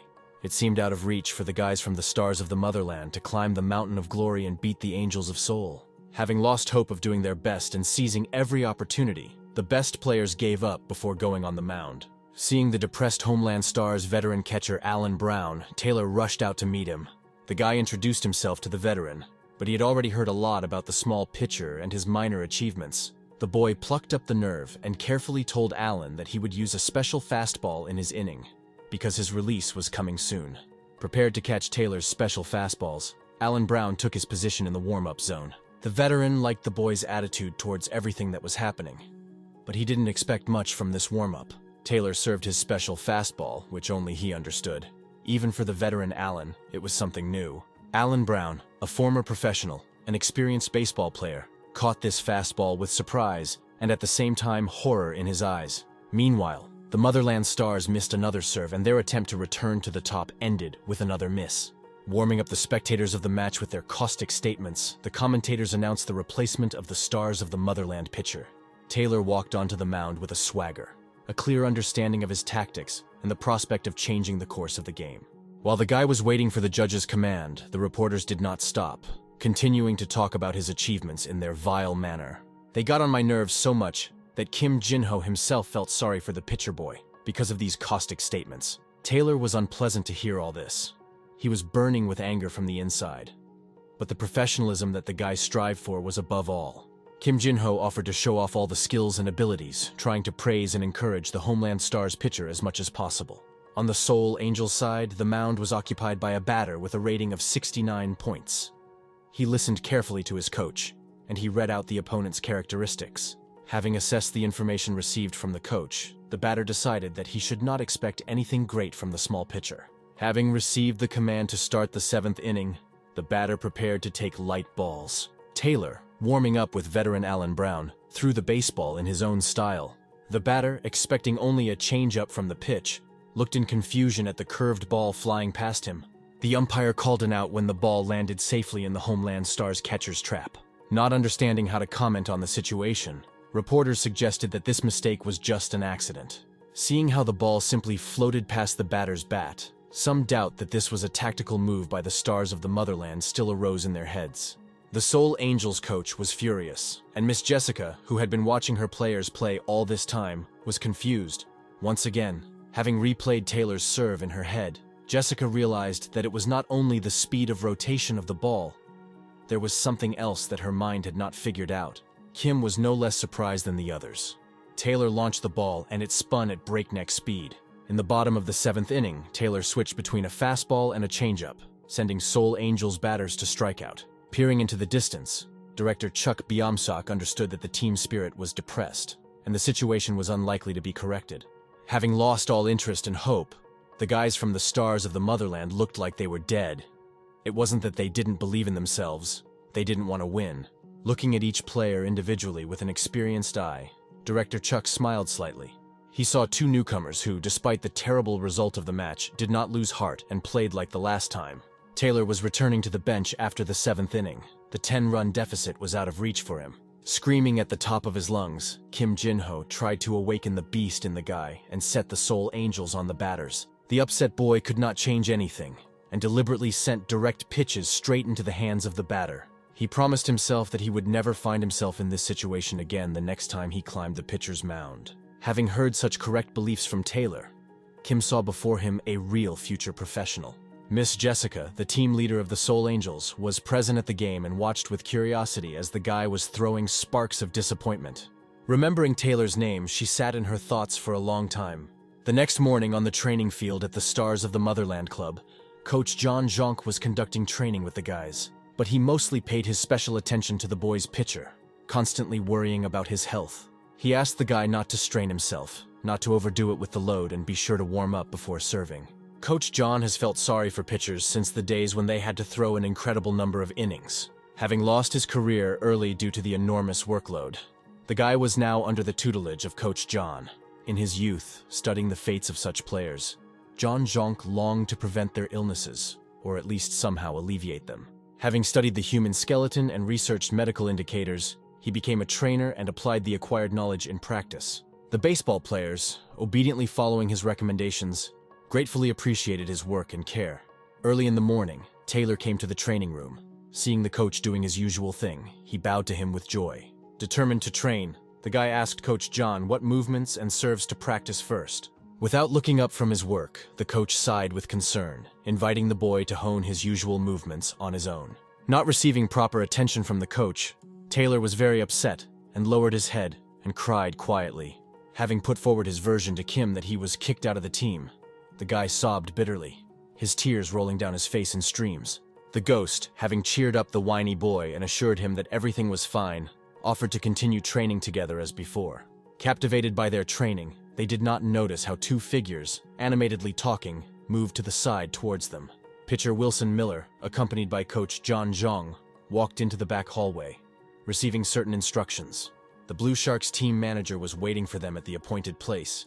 He handed Wilson a business card, promising a guaranteed fee. Taylor and Kim, hiding around the corner, spied and eavesdropped on the bright prospects that not every baseball player has access to. Wilson Miller, after hearing the offer to play one season with the Blue Sharks, weighed the pros and cons in his head. After thinking carefully, he thanked the Blue Sharks manager for his trust and opportunity, and refused. The guy's unexpected refusal took the Blue Sharks coach by surprise. Returning the business card to his jacket pocket, he annoyedly left with nothing. Coach John Jonk was also in shock, cursing at Wilson Miller as he caught up with the rapidly departing Blue Sharks manager. Wilson felt embarrassed.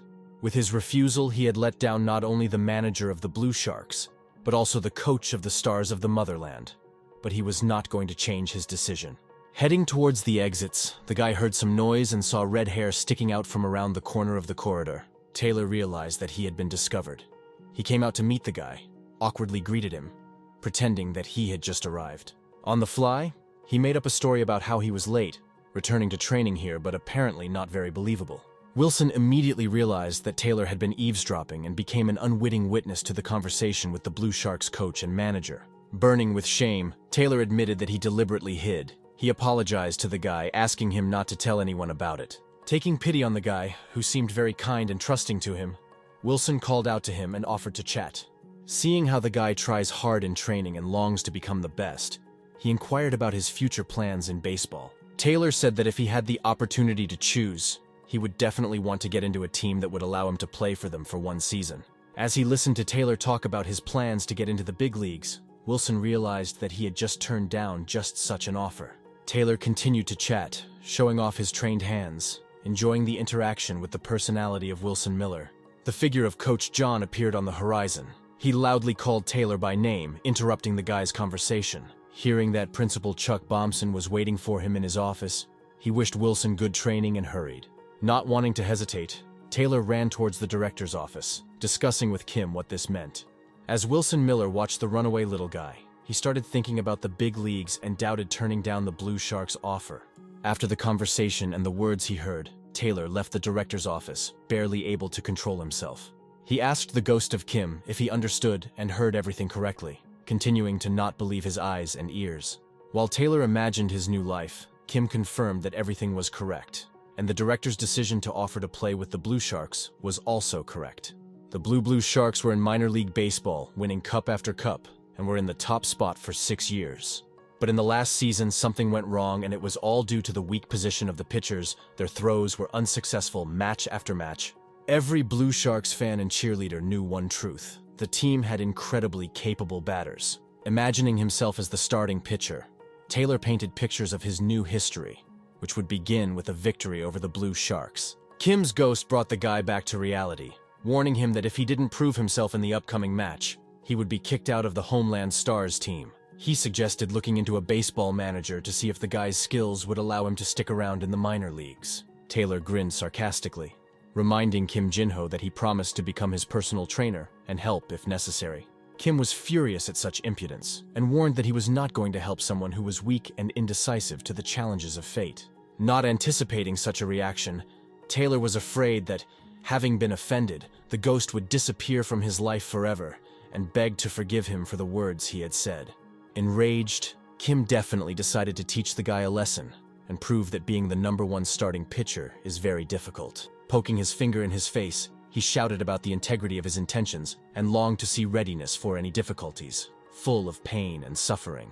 From Kim Jinho's anger, it seemed that everything around was blazing with fire, and Taylor realized that this was the end of his pranks. The path ahead was hellish. On the day of the scheduled match between the Homeland Stars and the Blue Sharks, the weather was clear and sunny. Blue Sharks manager Mr. Thomas was in an aggressive mood after an unpleasant conversation the day before with Homeland Stars batter Wilson Miller. When his plan to get Wilson on his team failed, the Blue Sharks immediately felt the coach's mood change. His gloomy state and emotional reactions affected the psyche of every baseball player, bringing up bad thoughts. Wilson Miller has been as good as ever in the hitter position and has already earned 1 run for the team with a home run. The manager of the Seoul Angels was indignant. Anger accumulated inside him and rolled over in a lump on the players of his team. Having gathered the guys from the Stars of the Motherland, Coach John Jonk gave them instructions, explaining positions and tactics during the match. He advised pitcher Taylor not to show his intentions right away, but to use the pitch as a warm-up. The position of the starting pitcher and the uncertainty of the outcome of the match made the guy nervous and overexerted. Taking chewing gum from his back pocket, he asked the coach for permission to use anti-stress. In baseball, chewing gum aided concentration, so the coach willingly supported the player's request. Taylor, taking the pitcher's mound and taking his concentrate, prepared for his team's defensive position. Blue Sharks, from their waiting area watching the Homeland Stars play, discussing the strengths and positive advantages of some of the players. The Blue Sharks batter was also a capable and experienced fellow. He figured out what kind of pitch he could expect, knowing the slow speed of his opponent.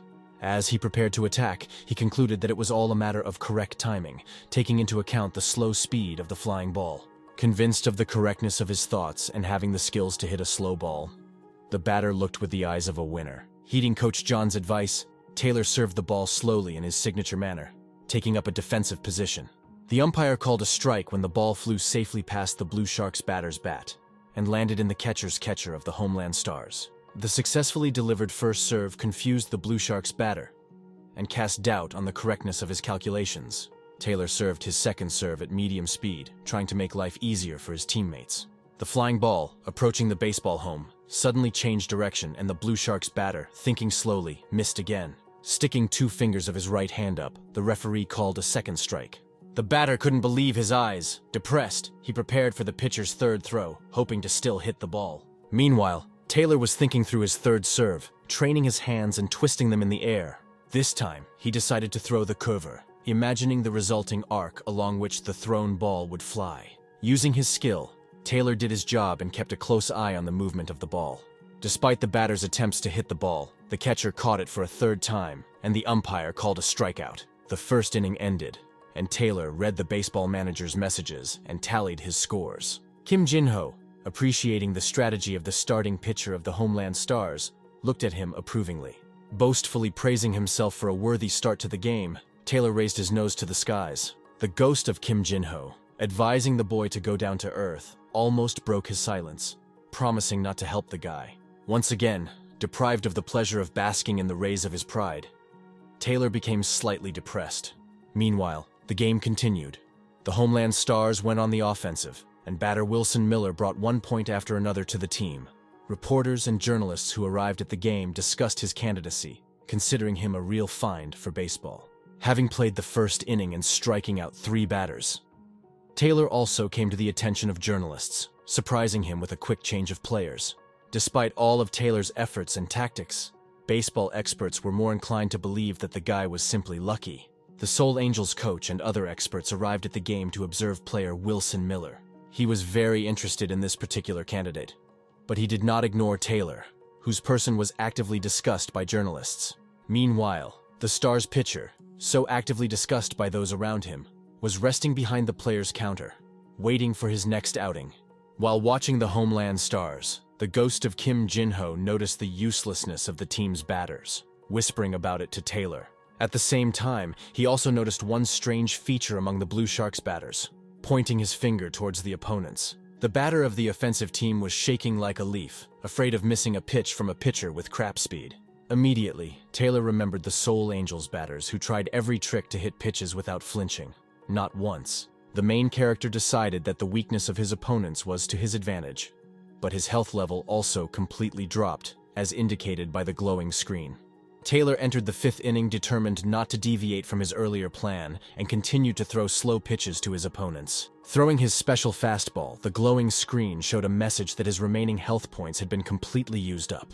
The pitch was successful, and there was no limit to the jubilation of the Homeland Stars pitcher, who finished the 5th inning perfectly. But Kim ruined everything again with his nasty, suspicious laugh, once again bringing the guy back to reality. Taylor was exhausted from the game and lost his health level. Kim Jin-ho read about this in the notice from the baseball manager. All he had to do was warn the guy that from this moment, his hellish path blazing with fire begins. The guy apparently forgot what the ghost warned him about, being angry, and looked at him questioningly, waiting for an explanation. Taylor lost his strength, but the trembling in his body did not leave him when Coach John Jonk called him. He praised Taylor with undisguised joy, and smiling thanked him for his diligent play. The coach proudly asked the main character if he could throw even more serves, and this question sounded like a death sentence. And only now did Taylor realize what Kim Jin-ho was talking about, and what hellish path, full of pain and suffering, he was warning about. In past games, he had only played first pitcher, supporting his team's performance. Today, the responsibility as a starting pitcher was much greater, and the role of the main character was to set the pace early in the game. Taylor recalled how he pitched a perfect 5th inning, sending all batters without runs or home runs. And he remembered the director of the Homeland Stars, Chuck Bompson, who, like any expert, would never replace a pitcher with another player. The coach brought Taylor back to reality by continuing his discussion about the game in the next inning. Taylor wanted to report his weakness in the body, but did not convince the coach and complain about his health. After thinking, the guy decided to go out onto the field and do everything that could depend on him and try to earn extra points. John Jong had high hopes for his pitcher and once again encouraged him by calling him the star of the pitcher's mound. The umpire's announcement to replace players was the command to start a new inning and for the guy to go into the serving circle. The glowing screen gave out one after another devastating messages, and what awaits the main character is known only to God and Kim, who suddenly disappeared.